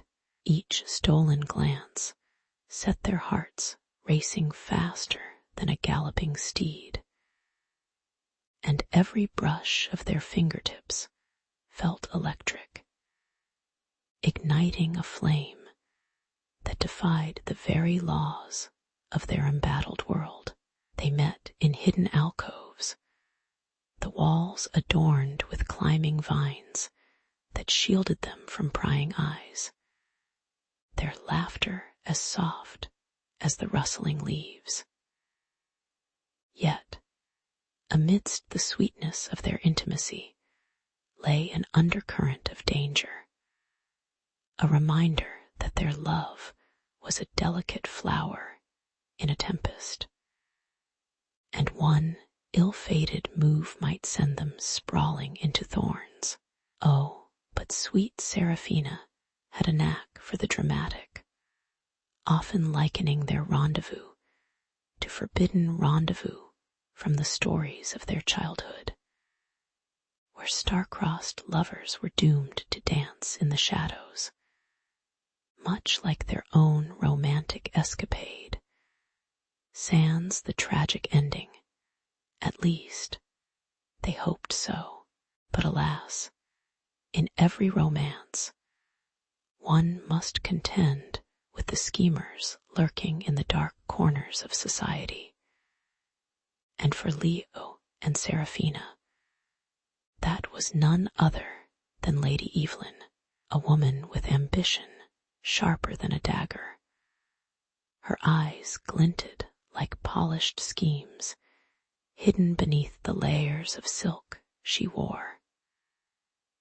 With every sly grin, she nibbled on the edges of possibility, setting her sights on exposing the young lovers.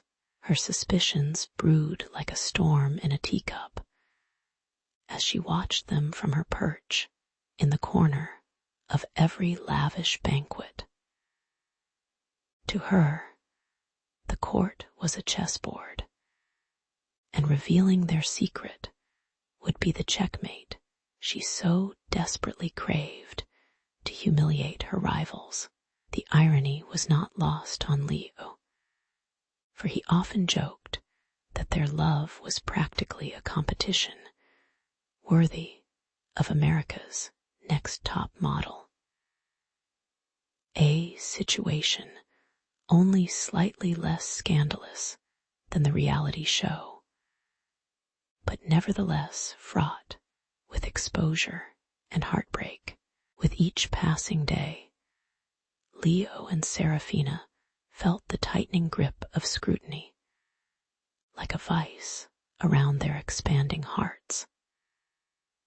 The tension was palpable, crackling in the airstream as they exchanged secret notes laced with longing and humor, weaving their love language into metaphors of flowers and stars. They packed kisses into the space between their words. But even the most fervent imaginations couldn't mask the gnawing fear that Lady Evelyn would unearth their passion. As they hid behind the lush foliage during twilight rendezvous, every rustle of the leaves made their pulses race, not from romance, but pure adrenaline. The thrill of the chase was intoxicating, yet terrifying, as they clung to hope like a lifeline amidst the chaotic fluctuations of court politics, where alliances were as fragile as the glass goblets they dined with. Yet, despite the looming threat, the sweetness of their affection painted their dangerous game with colors brighter than a Van Gogh masterpiece. Leo was ever the poet, mollifying their plight with gallant odes to Seraphina's hair, which shimmered gold under the moon. Your hair cascades like those Muggle fairy lights, brighter than the overhead lanterns in banquet halls. He'd chuckle, and she'd roll her eyes, blushing, wishing desperately that they could flaunt their love openly. If only there were no angry noblewomen or power-hungry courtiers lurking at every corner, plotting a soap opera-worthy downfall. But in those secret gardens, time folded in on itself, and the world around them blurred, leaving only the intoxicating whirl of their affection, that magical elixir of stolen glances and secretive kisses that rendered the rest of Eldoria a mere backdrop to their vibrant escape. As the shadows grew longer and the walls of Eldoria whispered their secrets, Leo and Seraphina knew their love story hung by a thread. Each heartbeat echoed the urgency of their situation, reminding them that the stakes were higher than court gossip. This was love against the odds, and their lives were but pawns in a grand game of power. Cautiously, they plotted ways to maintain their connection, each scheme wilder than the last. A secret staircase, a hidden path through the marketplace, even the mischievous carp in the pond that seemed to share their rebellious streak. For every evening they spent apart felt like a year endured in exile, and they longed to emerge from the shadows and stand as one against the dark forces bent on tearing them apart. And so, in the heart of danger, beneath the looming specter of Lady Evelyn, a passion surged, one that was destined to either shatter their world or set it ablaze. A delightful chaos of broken rules and wildfire hearts, two souls forever entwined amidst whispers in the shadows.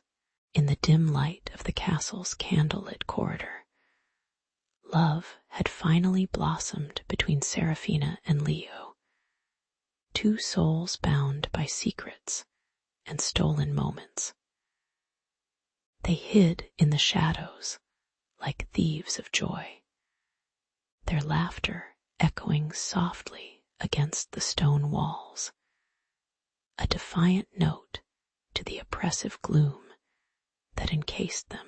Seraphina, a vision of ethereal beauty draped in silks that rarely saw daylight, felt free in Leo's presence, her heart a wildfire, alive and crackling with passion. But as fate often loves to meddle, the fragile sanctuary they had built began to crumble when the heavy door swung open and Lord Roderick emerged, a storm cloud in a nobleman's attire, fury radiating from him like a beacon. The intensity of his gaze pierced through their tender moment, kicking the heart of romance squarely in the ribs with no hesitation whatsoever. Lord Roderick, ever the puppeteer of his domain, wasted no time before revealing the dagger hidden beneath his fine velvet cloak. "You dare to defy me, Seraphina," he spat, his voice low and dangerous, a successful amalgamation of wrath and heartache. He threatened her with the kind of fate only horror tales dare to recount, a marriage to a cruel suitor whose name chilled the blood in anyone's veins. Control over the throne. Leo's heart raced, weighing the cost of their love against the likelihood of tyranny. The bitter tang of betrayal nipped at the air, sharp enough to cut through the vibrant sweetness of not-so-separated giggles and adoration. The once jovial laughter between Seraphina and Leo faded into the grim reality of their circumstances, leaving in its wake a haunting silence that echoed louder than a king's order. Seraphina's heart sank as she realized the potential havoc their love could wreak. It wasn't just love at stake, but a war for autonomy against the looming shadow of patriarchal tyranny represented by her father, who was more puppet master than protector. Leo, consumed by a broiling storm of emotions, weighed heroism against the lingering fear of loss. Would he risk it all for a chance to fight against the whirlwind that was Roderick? Betrayals whisper like ghosts through the cracks of their hearts, casting doubt into the depths of their affection. As the tension climbed higher than a falcon on a thermal, Leo and Seraphina began to craft an audacious plan, knowing that in this deadly game of thrones, the cost of love was often spelled misery. They exchanged daring glances that lit up their faces with hope in the midst of despair. But trust felt as slippery as wet grass underfoot. Whispers of betrayal echoed, sprouting like weeds in a meticulously tended garden, as each ally became a potential adversary. Stifled scents of damp stone and earthy musk filled the air, a reminder of the castle's looming presence over their fates. They sought strength in one another, for even hope could seem like a misfit in the roulette of power plays surrounding them. Determined to break from the chains of convention, the couple ventured deep into the catacombs of their own desires, to weave a narrative that encapsulated both rebellion and romance, aided by the flickering light of hope against the encroachment of despair. Their bond became an unbreakable thread connecting them to a future unwritten. Yet, every footsteps echoed like a drum roll of fate, leaving them caught between the fiery pull of passion and the icy grip of impending doom. With every beat of her heart, Seraphina could feel betrayal lurking in the shadows, reshaping their truth into a potential tragedy that could destroy them both. But together, they would face their enemies and unravel the tangled web of loyalty and love. For in the end, the heart and its betrayals became the most powerful ruler of all. As the day dipped into twilight, an orange glow swept across the rugged battleground, casting long shadows that danced with tension.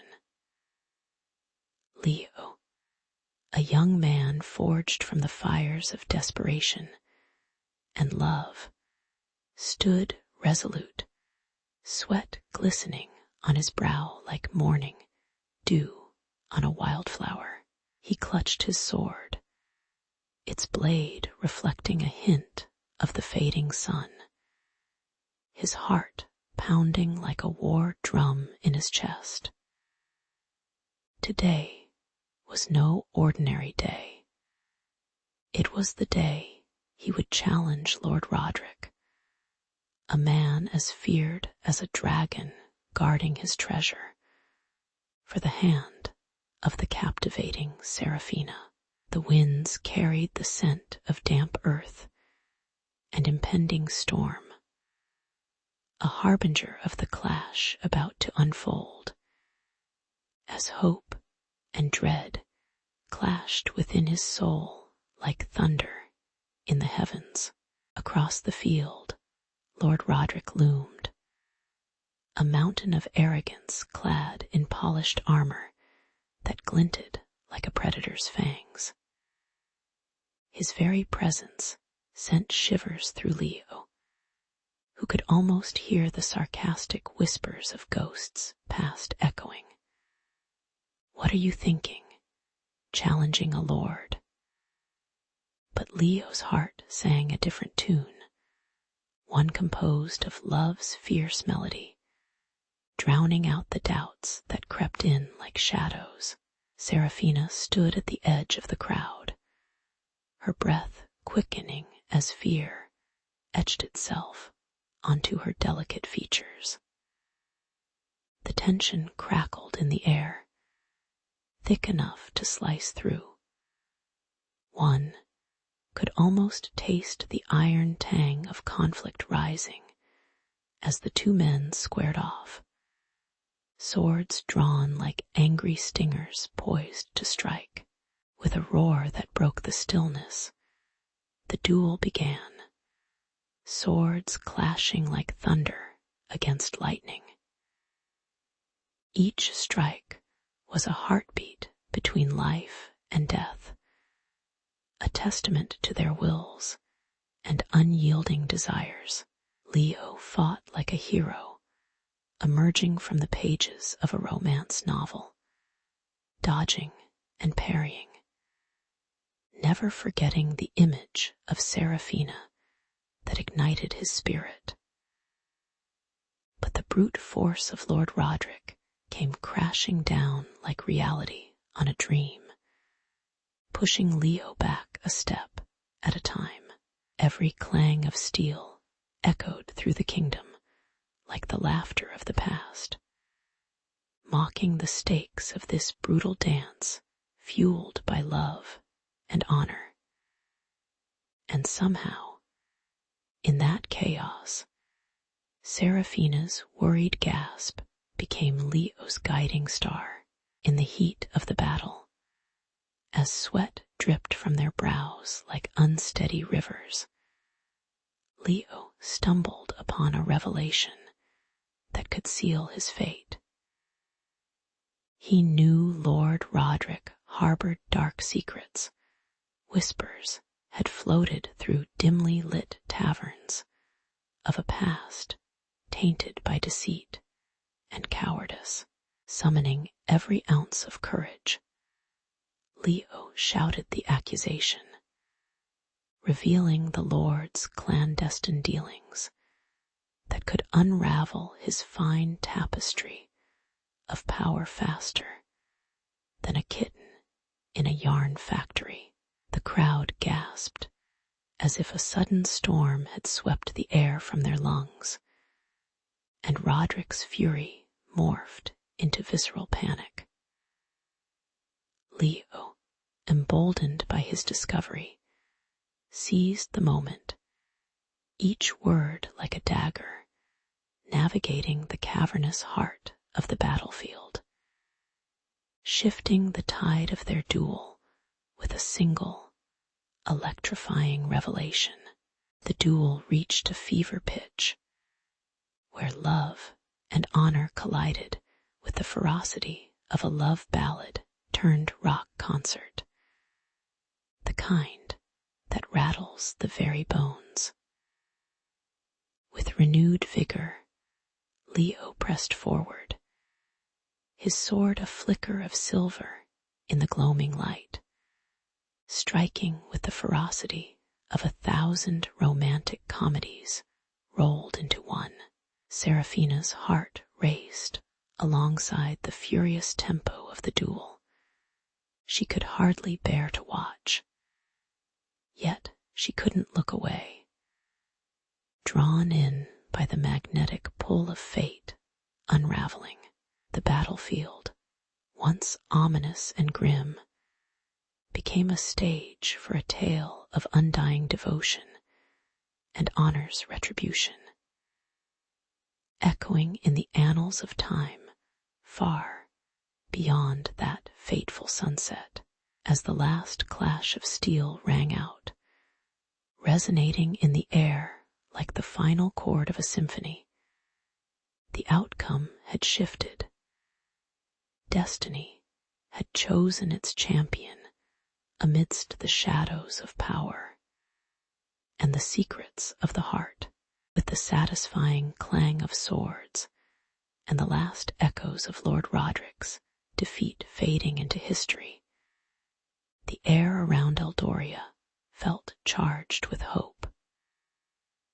Seraphina and Leo, once bound by chains of secrecy and societal expectation, now reveled in a newfound freedom that tasted as sweet as ripe strawberries on a warm afternoon. Their laughter bubbled over the cobblestone streets like a spirited brook, while the vibrant colors of the marketplace seemed to cheer them on fruits hung low on the branches. A riot of colors swaying in the gentle breeze, as if nature itself was celebrating the couple's triumph. But as the sun dipped low, casting long shadows, they knew the fight for justice, a battle far from over, waited just beyond the horizon like a grumpy troll guarding a bridge. Still, the weight of their love felt lighter than air, propelling them forward into the unknown, hand in hand, like a couple escaping an overzealous vampire at a garlic festival. As they waded deeper into the murky waters of politics, the couple was met with a thrilling mix of allies and adversaries. Seraphina, her elegant figure draped in rich emerald fabrics that complemented her fierce spirit, navigated grand halls where whispers of their romance stitched together a tapestry of gossip. Are they the Romeo and Juliet of our time? Some sneered, while others offered them a knowing wink, as if holding the keys to secret passages which only the brave would tread.